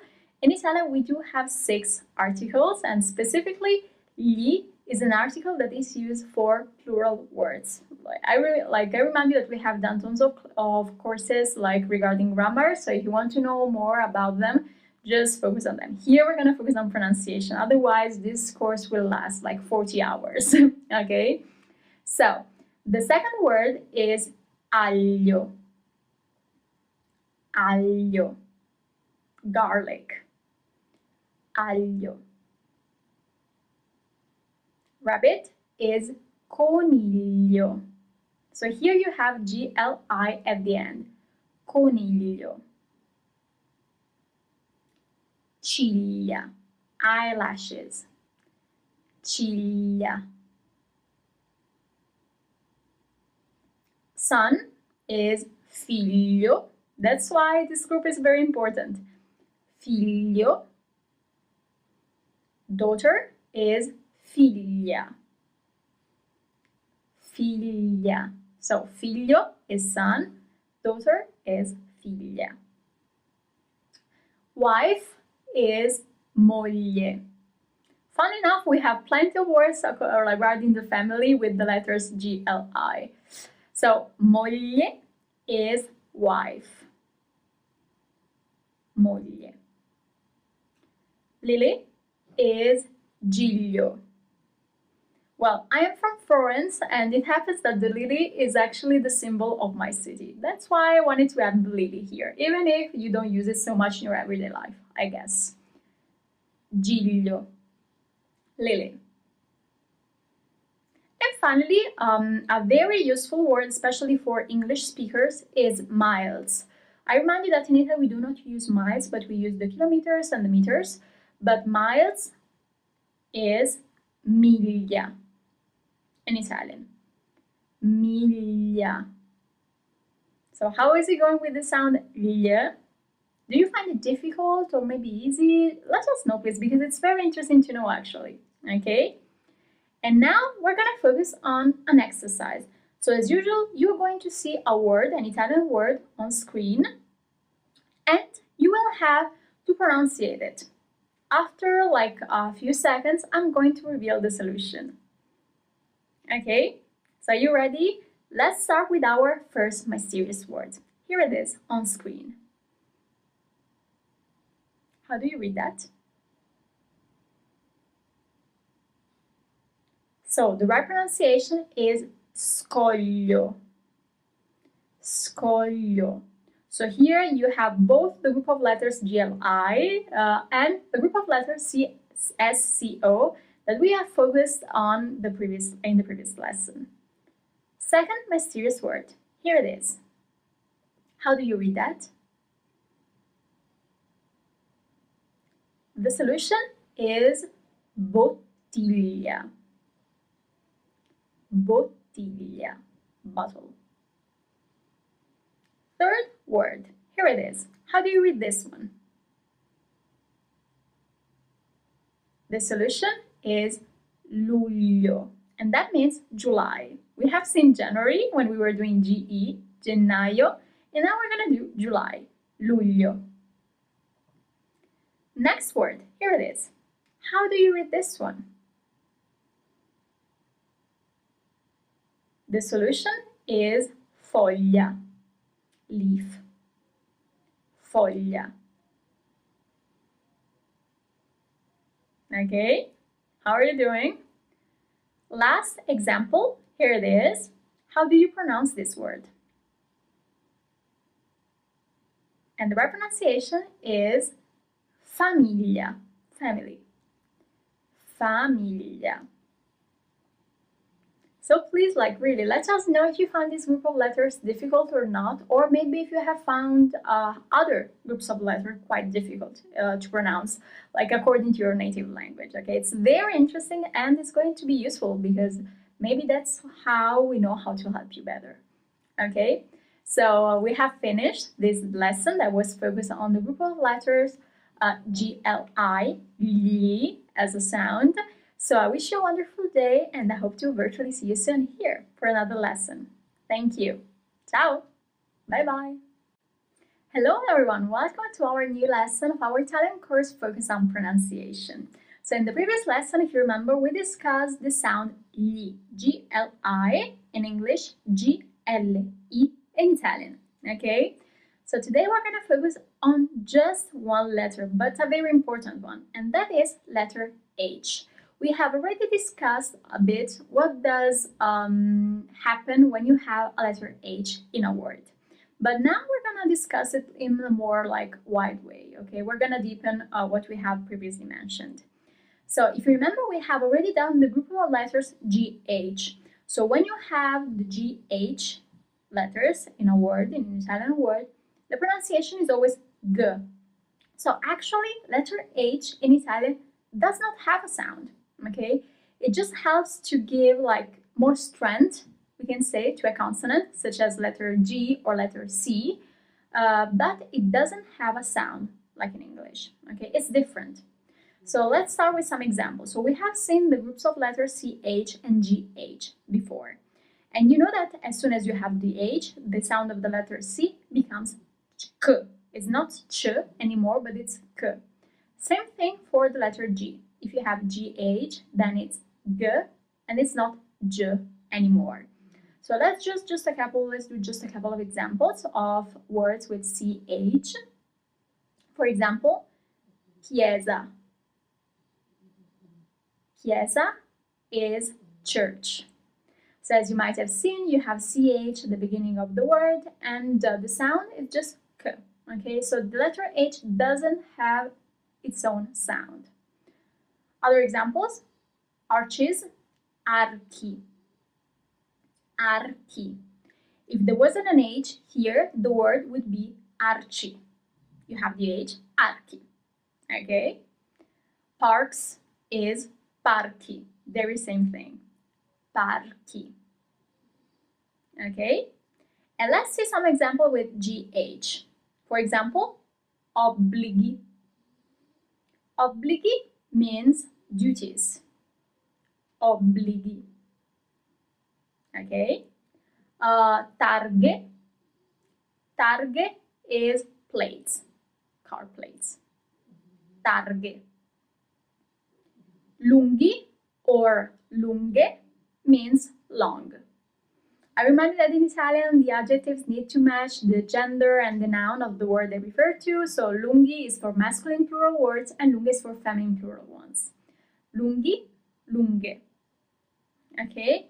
But what does it happen when you have the letter H at the beginning of the word? So in English, the letter H, it actually has its own sound. For example, I have. So you have this at the beginning of the word because you have the letter H. In Italian, letter H doesn't have a sound, even if when it's actually at the beginning of the word. So you might ask yourself, why is there over there then? What its purpose, what its goal? If you don't pronounce it, what do we use this letter for? There is no answer.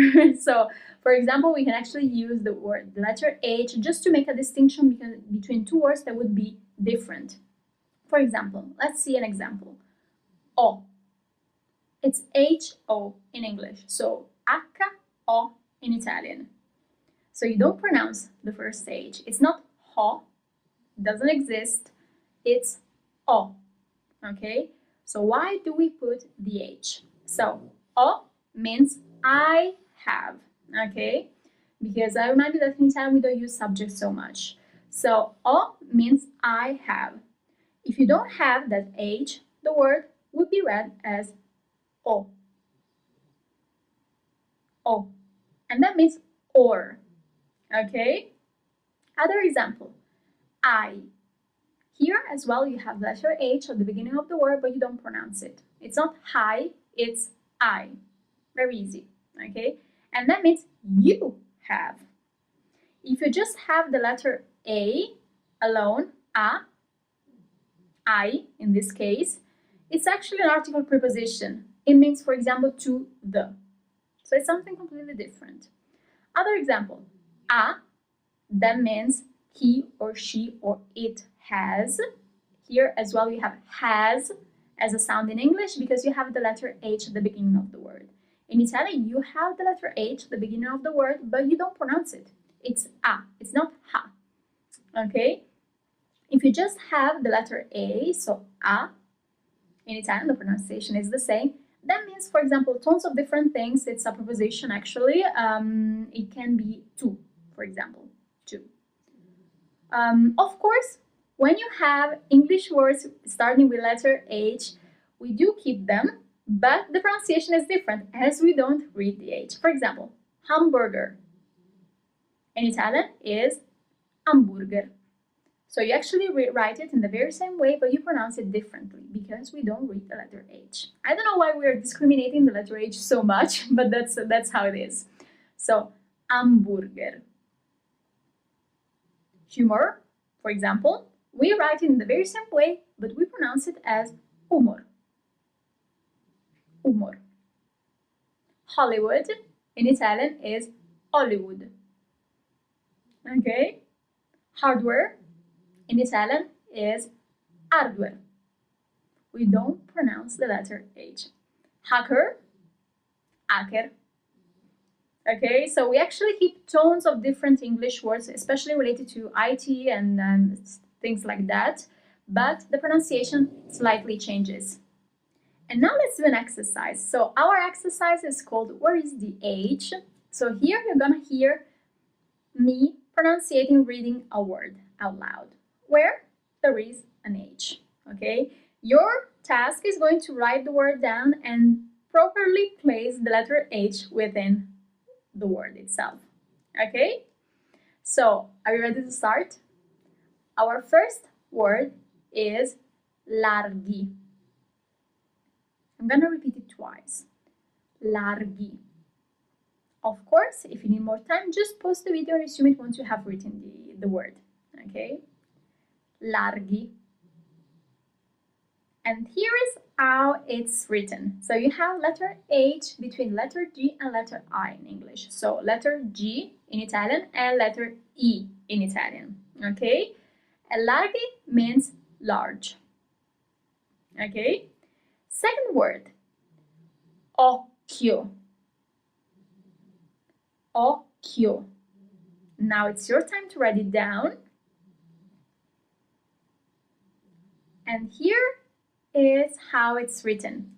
Occhio. In Italian, Chio. And that means I. If you hadn't that H, the word would be read as occhio. But you have the H, so it's occhio. Okay? Another one. Scherzo. Scherzo. How do you write that? And here is how you write it. Scherzo means joke. So spelling in English, S-C-H-E-R-Z-O. Spelling in Italian, S-C-H-E-R-Z-O.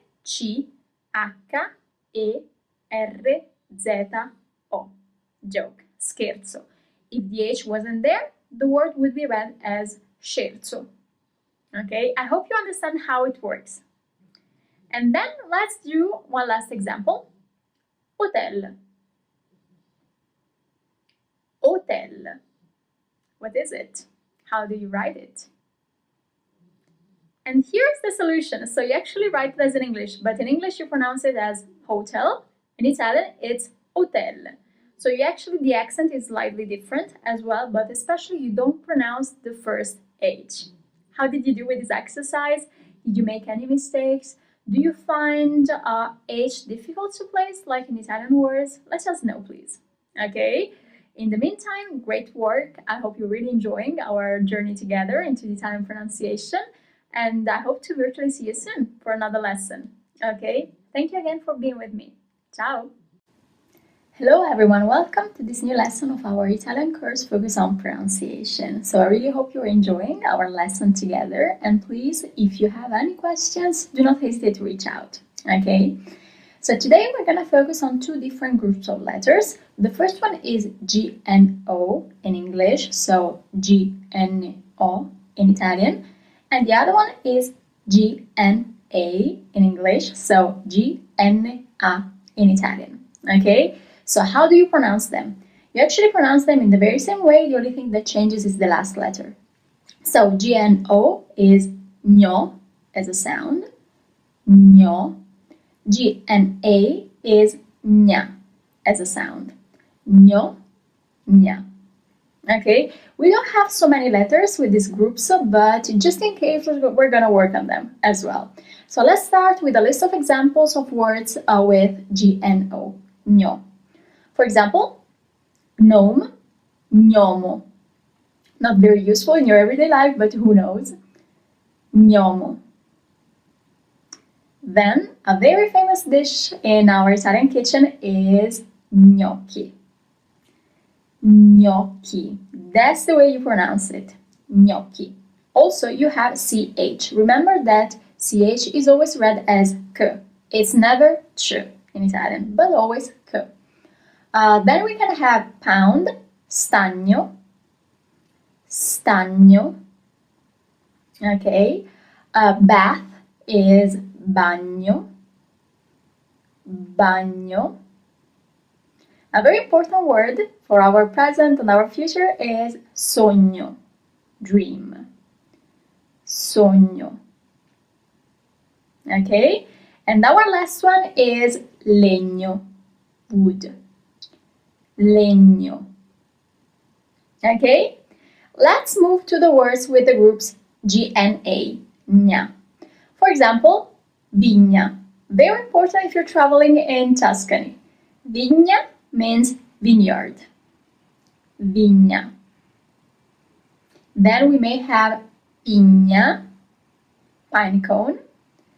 Pigna, not to be confused with vigna.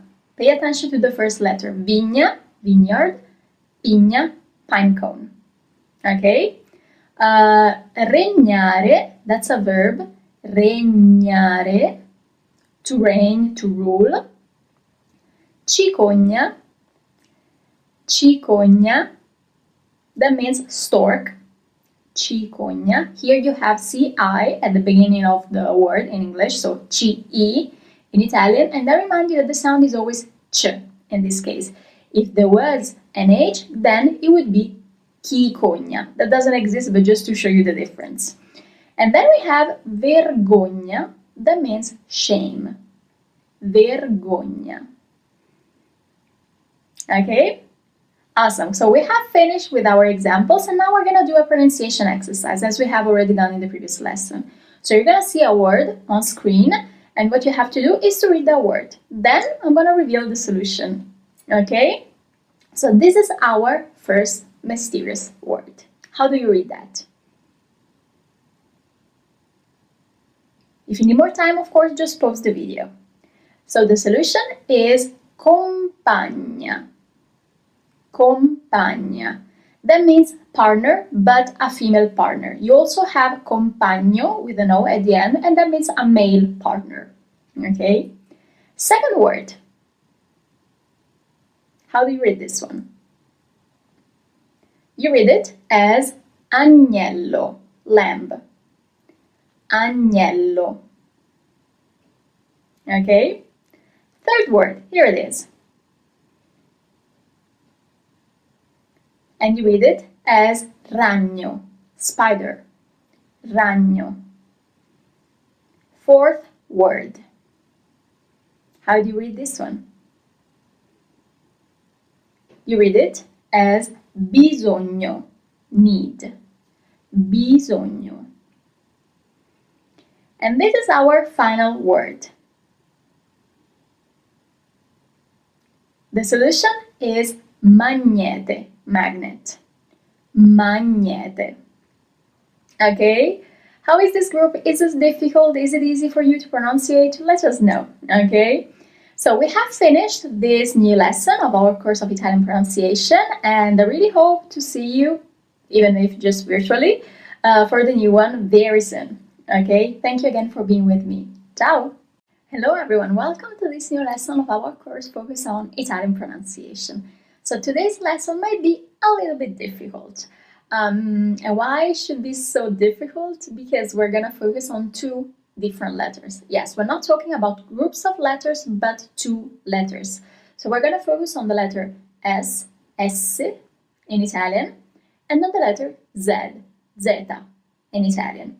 Because their sound can often be confused, and it can be difficult to figure out whether it's F, S, or Z. Okay, so let's start with some basic pronunciation. So the sound of the letter S in general is S, like this. Pay attention to my mouth and also to the sound. S. The sound of the letter Z, Zeta, in Italian is Z or Z. S, S, Z, or Z in Italian for Z.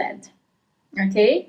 S, S, Z, or Z for Z. Okay? It might seem a little bit complicated, but we're gonna do some examples. So it might be a little bit easier to understand. Just to make things more complicated, for example, in my region, in Tuscany, we often pronounce the letter S as Z, but I'm going to try to pronounce these words in proper Italian, okay? Don't worry too much about it. So let's start with our list of examples with letter S. So the first word is vaso, pot. You see, vaso, it's S. Posate, cutlery. Posate. Okay, mostro, monster, mostro. Here you can hear very well that it's letter S, mostro. Caso, case, caso. Uso, use, uso, it's a S. Peso, weight, peso. You hear the sound of the letter S, S. Viso, face, viso. Okay. Respiro, breath, respiro. Okay. Naso, nose, naso. And finally, the last one, orso, bear, orso. Okay, is it a little bit more clear how the letter S is pronounced in Italian? It's S. Okay, and now let's see letter Z, Zeta. For example, zanzara. You hear the sound zanzara. That's mosquito. Z. Okay, zaino, backpack, zaino. So you have Z. If there was an S at the beginning of this word, then the word would be read as sino. But it's zaino, as we have a letter Z in the beginning. Okay? Zampa, paw. I'm always doing like animals example, as I have my dog right next to me, so I take inspiration from him. Zampa.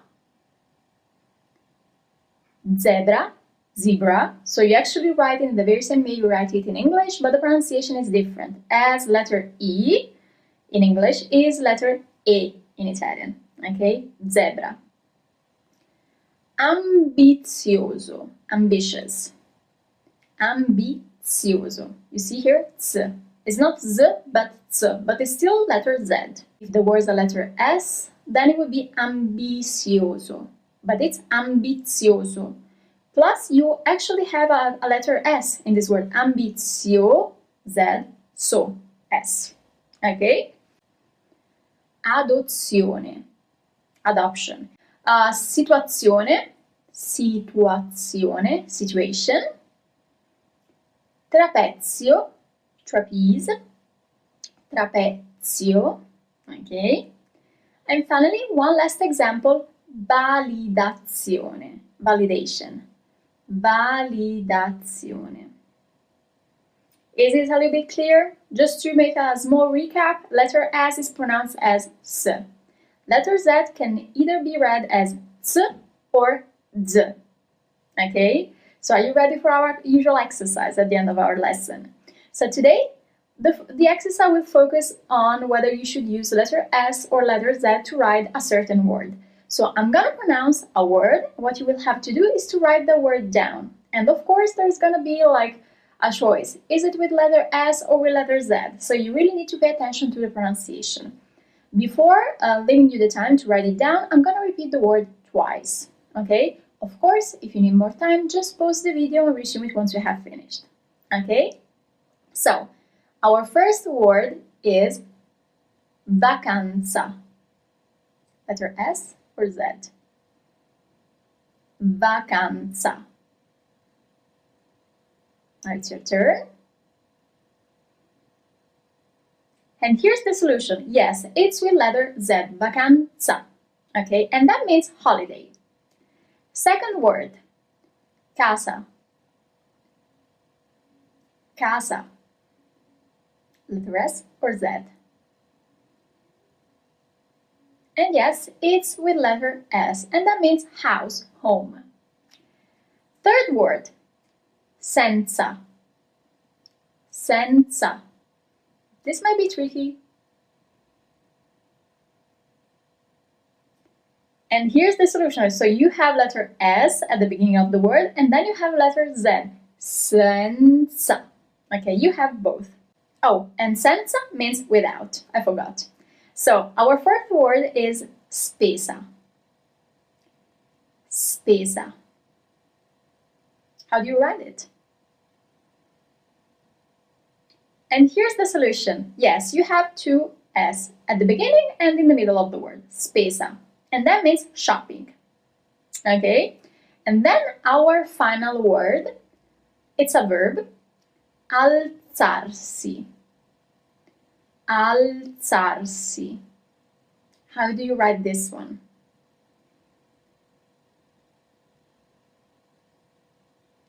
And here is the solution. Yes, you have letter Z as the third letter, and then nearly at the end of the word you have letter S. Alzarsi. Okay?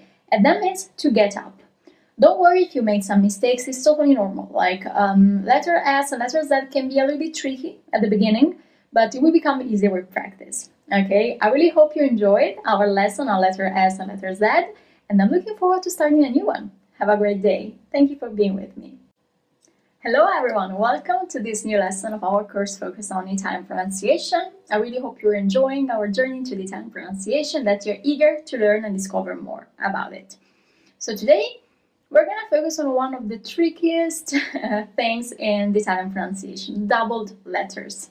They can be really hard to find and to write them as well, because it's not that obvious to recognize whether it's a double letter or just a single letter, okay? I'm going to show you some examples. So I'm going to show you some examples where you have one word with a single letters and the same word but with double letters that has a completely different meaning. So you understand why double letters are so important in the Italian grammar and pronunciation as well, because there is a difference. While talking, this difference can be very slight, it can be very hard to recognize, but it is there. So it will come with practice, I promise.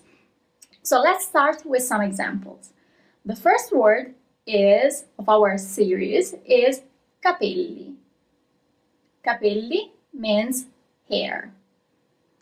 And so here you also already have one double letter, letter L, capelli. So you see, it's kind of a longer consonant. But if you double the P as well, you get cappelli. And that means hats. So capelli, cappelli. Can you hear the difference? Probably yes. This is quite a good example. Capelli, cappelli. Another example. Pala, easy, we all only have single letters. Or palla. Palla, shovel. Palla, bowl. So there is quite a difference in terms of meaning. Palla, palla. You see, it's kind of a little bit longer. Yes, I'm talking slowly, but that's how you start. Other example. Tono, tonno. Tono, tonno. Tono means tone. Tonno means tuna. So here as well, the meaning is completely different. Tono, tonno. That's why double letters are so important. Osso, oso. So here the difference is quite important as well. Osso means bone. Oso is a verb, and that means I dare. Osso, doubled, oso. Okay, other example. Ossa, osa. Here we're kind of the same field because ossa means bones. Osa means he or she dares. Okay, ossa, osa. Can you feel the difference? Then, nonna, nona. Nonna, grandma. Nona, ninth.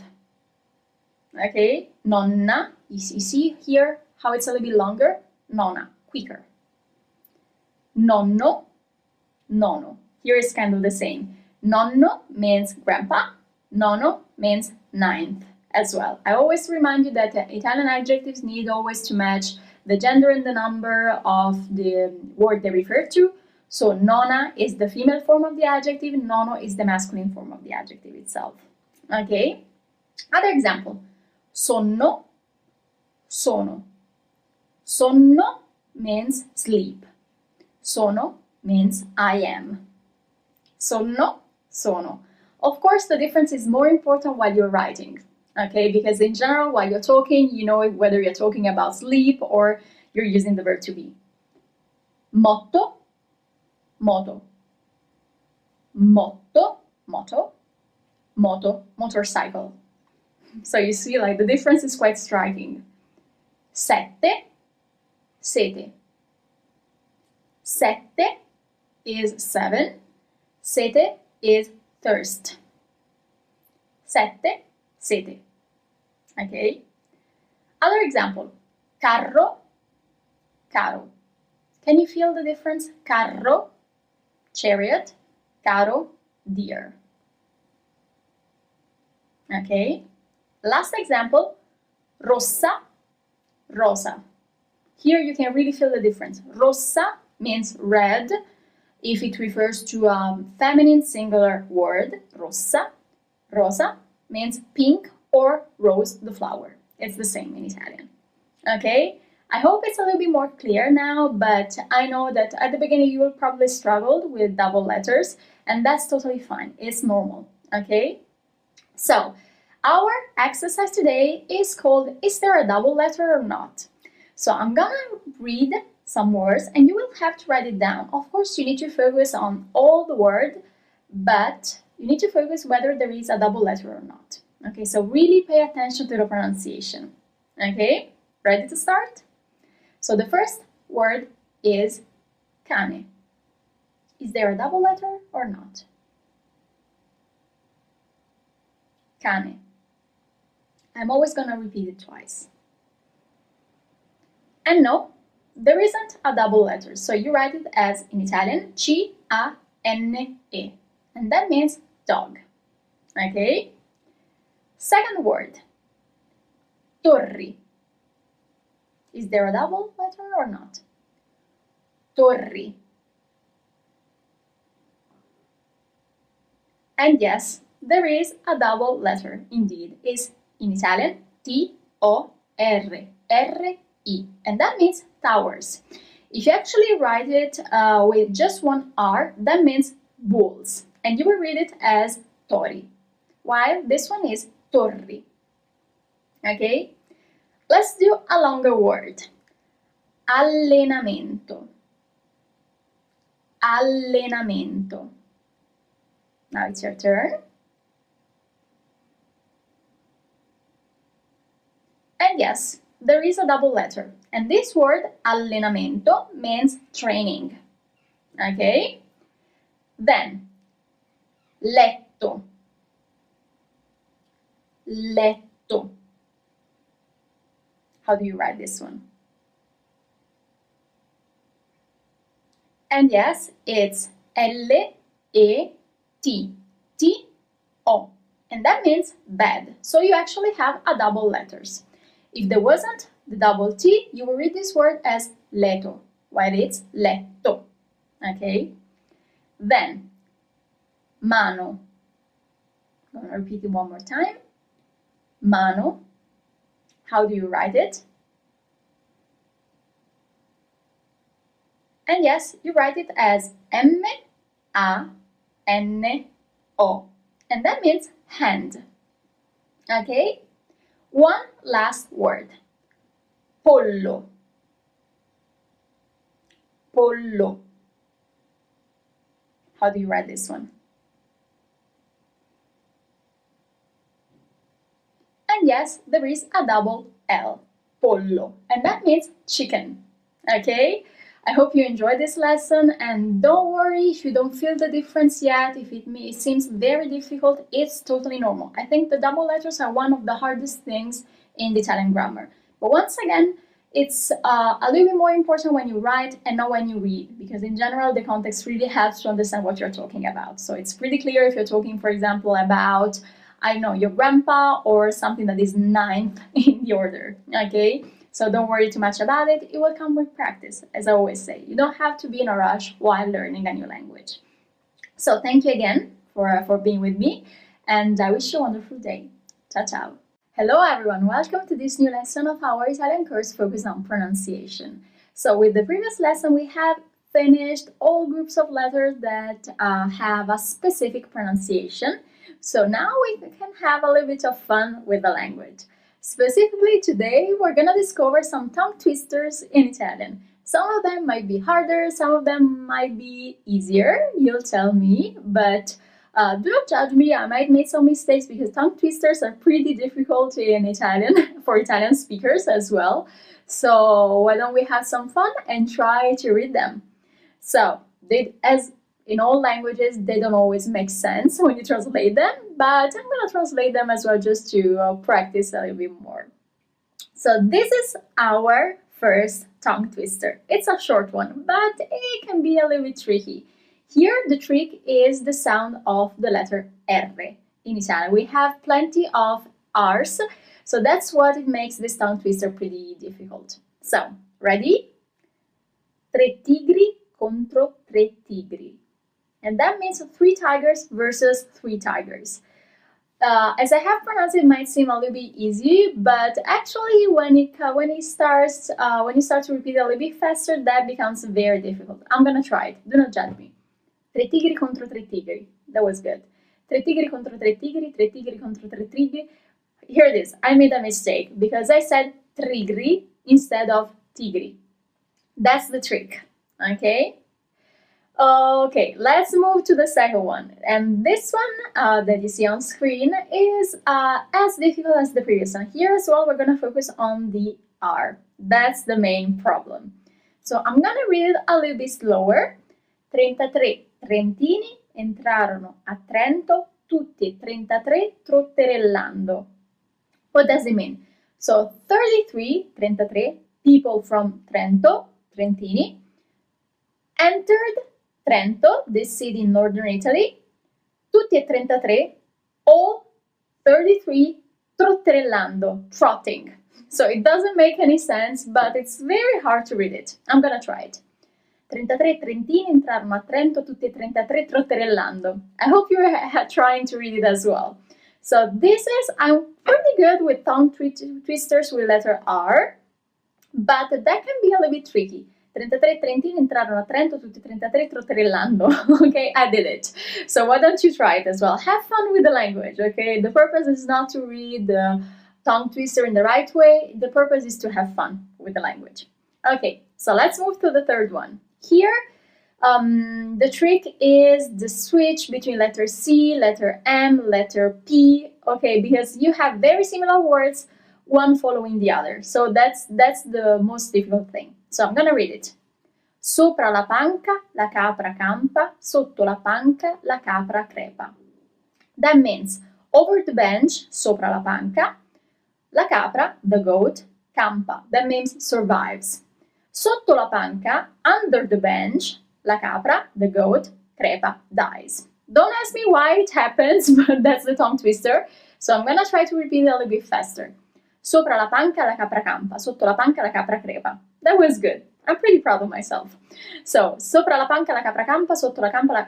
I made a mistake. I said sotto la campa instead of sotto la panca. That's the main point. This is why this tongue twister is a little bit hard. Let's move to the next one. I'm gonna read a little bit slower at first. Li vuoi quei kiwi? E se non vuoi quei kiwi, che kiwi vuoi? This is very difficult for me. So I'm gonna translate it. But here, the trick is the sound of u. U-O. You have plenty of this, you have kiwi, so that's why it's so hard. And for me, it's a special, I think maybe it's the hardest one. So the translation is, do you want those kiwis? Li vuoi quei kiwi? You see, like, I can't even try to read it a little bit slower. E se non vuoi quei kiwi? And if you don't want those kiwis, che kiwi vuoi? So which kiwis do you want? It's very tricky. I'm gonna read it a little bit faster, but I'm sure I'm gonna make some mistakes. Okay, I'll focus and I'll start. Li vuoi quei kiwi? E se non vuoi quei kiwi, che kiwi vuoi? Yes, that's too difficult for me. I made a mistake because I said kiwi instead of kiwi. Li vuoi quei kiwi? E se non vuoi quei kiwi, che kiwi vuoi? It's so difficult for me, okay? I hope you're trying to read it as well. So if I make mistakes, you're more than justified to make mistakes as well, okay? And now let's move to the fifth one. The fifth one is the longest one, and it's also my favorite because I'm very good at it, okay? But the translation, seriously, is nuts, okay? We're gonna see that. So I'm gonna read it a little bit slower at first. Apelle, figlio di Apollo, fece una palla di pelle di pollo. Tutti i pesci vennero a galla per vedere la palla di pelle di pollo fatta da Apelle, figlio di Apollo. Okay, here the trick is the sound pe, pe, pe, po. That keeps on repeating itself. Okay, so translation: Apelle, son of Apollo, made a ball of chicken skin. Chicken skin is pelle di pollo. Tutti i pesci, all the fish, vennero a galla, came to the surface, per vedere, to see, la palla di pelle di pollo, the ball of chicken skin, fatta da Pelle, made by Apelle, figlio di Apollo, son of Apollo. Okay, that doesn't make any sense, but it's pretty fun. So I'm gonna try to read it a little bit faster. If I make mistakes, I will be really disappointed in myself. So, Apelle, figlio d'Apollo, fece una palla di pelle di pollo. Tutti i pesci vennero a galla per vedere la palla di pelle di pollo fatta da Apelle, figlio d'Apollo. I did it. That's why it's my favorite. So as you might have seen, my weakness is actually the sound we, v. So that's why our fourth tongue twister is kind of impossible for me. So I hope you enjoyed our lesson. This was purely merely a fun lesson. And I hope you try to read this tongue twister, that you keep on practicing, for example, when you're at home. These are fun, actually. And which one is the hardest one for you? Let us know in the comments, please. Okay, I'll be glad to hear it from you. So I hope you enjoyed it. And we're getting closer to the end. Our next lesson is going to be our last one, and it's going to be focused on practice. Okay, are you ready? So thank you again for being with me, and I'm looking forward to starting the new one and the last one as well. Okay, have a great day. Ciao. Hello everyone, welcome to our last lesson of our Italian course focused on pronunciation. As I have already anticipated in the previous lesson, today we're going to be focusing only on practice. Specifically, we're going to work on a dictation, your first dictation ever, okay? Of course, I'm going to speak slow and I'm going to repeat the words more than once, okay? Don't worry, don't feel too stressed about it, it's going to be fun. Before starting, I'm going to tell you how you read, because I'm going to tell them, the punctuation in Italian. Okay, so for example, comma is virgola. So as soon as I say virgola, that means that you need to add a comma. Okay? Full stop is punto, punto. Question mark is punto interrogativo. Exclamation point is punto esclamativo. That's quite similar to the English word. Okay? So are you ready to start? Let's start with the first short text. Ready? Take paper, take a pen. Do you have everything you need? Okay, let's start. Quando ero a scuola, virgola, I'm gonna repeat it. Quando ero a scuola, virgola, amavo la storia, punto. Amavo la storia. Ok? Next sentence. Non mi piaceva la matematica. I'm gonna repeat it. Non mi piaceva la matematica. Ok? La mia migliore amica si chiamava Giulia. I'm gonna repeat it. La mia migliore amica si chiamava Giulia. Punto.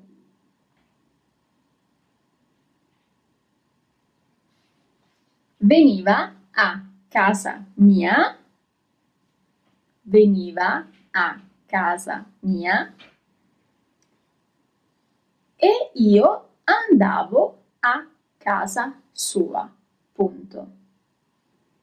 E io andavo a casa sua. Punto. Abitavamo in una piccola città. Abitavamo in una piccola città. Ok? Ci piaceva disegnare e scoprire nuova musica. Punto. Ci piaceva disegnare e scoprire nuova musica. Punto. Giulia e io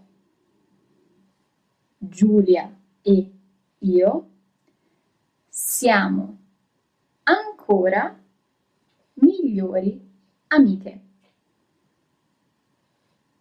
Siamo ancora migliori amiche.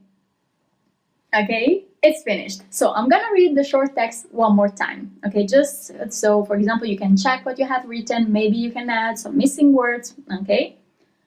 Quando ero a scuola, virgola, amavo la storia. Non mi piaceva la matematica. La mia migliore amica si chiamava Giulia. Punto. Veniva a casa mia e io andavo a casa sua. Punto. Abitavamo in una piccola città. Punto. Ci piaceva disegnare e scoprire nuova musica. Punto. Giulia e io siamo ancora migliori amiche. And if you want, you can add a punto esclamativo at the end, an exclamation point. Okay? How did it go? Are you in doubt? I don't know. If you have made some mistakes, it's totally normal. It's your first dictation ever. Okay, don't be too hard on yourself. So let's reveal the solution. Here is the text. So I'm going to translate it in English as well. When I was in school, quando era a scuola, amavo la storia. I loved history. Non mi piaceva la matematica. I didn't like math. La mia migliore amica si chiamava Giulia. My best friend's name was Giulia. Literally means my best friend was called Giulia. That's how we say it in Italian. Veniva a casa mia, she came to my house, e io andavo a casa sua, and I went to her place, to her house. Abitavamo in una piccola città. We lived in a small city. Ci piaceva disegnare, we liked drawing, e scoprire nuova musica, and discover new music. Giulia e io siamo ancora migliori amiche. Giulia and I are still best friends. How did it go? Did you make any mistakes? If yes, don't worry. Okay, it's totally normal. Okay, so if you have any question about this exercise, please let us know. Okay, so this was our last lesson, but I'm gonna add an extra after this lesson with another dictation. It's gonna be optional. Okay, so if you want to do it, feel free to do it. It's a good practice. If you feel that you have enough about Italian pronunciation and dictation, you can stop here. Okay, so thank you again for being with me. Thank you very much for following this journey into Italian pronunciation. And if you want to practice a little bit more, the extra is following. Or if you want to stop here, that's fair enough. Okay, thank you. You have done so much. Okay, thank you again for being with me. Ciao. Hello everyone, welcome to this extra lesson of Italian for beginners. So as I have already anticipated in the previous one, this extra is it's for you if you want to do some more practice with another dictation exercise. Okay, so great job. If you're willing to do another exercise, practice is always good. So let's start with our exercise. Okay, as we have already done in the previous lesson, I'm gonna repeat the words, like the parts of the sentence, more than once. Then at the end, I'm gonna repeat the whole text one more time, and then I'm gonna show you the text on screen, and then I'm gonna reveal the translation as well. Okay, are you ready? I'm gonna start. L'italiano è una bella lingua da imparare. Punto. L'italiano è una bella lingua da imparare. Punto. Può essere difficile, virgola. Può essere difficile, virgola, ma tutti possono riuscire. Punto. Ma tutti possono riuscire. Punto. La cosa più importante, la cosa più importante è fare tanta pratica. È fare tanta pratica. Punto. Secondo me, virgola, secondo me, virgola, l'inglese è una lingua più facile. Punto. Più facile. Punto. How did it go? So I'm gonna read the text one more time so that you could change something if needed or add some missing words. L'italiano è una bella lingua da imparare. Punto. Può essere difficile, virgola, ma tutti possono riuscire. Punto. La cosa più importante è fare tanta pratica. Punto. Secondo me, virgola, l'inglese è una lingua più facile. punto. How did it go? So I'm going to show you the text on screen now. So here is the text of our dictation exercise. I'm going to translate it in English first. L'italiano, the Italian language, is a beautiful language to learn. It might be difficult, può essere difficile, but everyone can succeed. The most important thing, la cosa più importante, is to do a lot of practice. In my opinion, secondo me, the English language is an easier language. Okay? How did it go? Did you make any mistakes? If you did, that's totally normal. It's your second dictation exercise. I would be worried if you didn't make any mistakes at all. Okay? So thank you again for doing this extra exercise. I really hope you enjoyed our journey into the Italian language and pronunciation. And I really hope to see you soon in another course. Okay, thank you again for being with me and have a great day. Ciao, a presto! Congratulations, complimenti, you did it! You have just finished this course focused on Italian pronunciation. I'm very proud of the job you have done and I hope you are as well. This is just the first step and I hope you're eager to learn something new of the Italian language and culture as well. If you have a few minutes left, I would ask you to leave a comment to this course, to leave us a feedback in order to allow me to grow as a teacher and in order to allow us to improve our future courses as well. I really hope you enjoyed it once again and thank you for sharing your time with me. Have a great day and I hope to see you soon in another course. Bye! Ciao!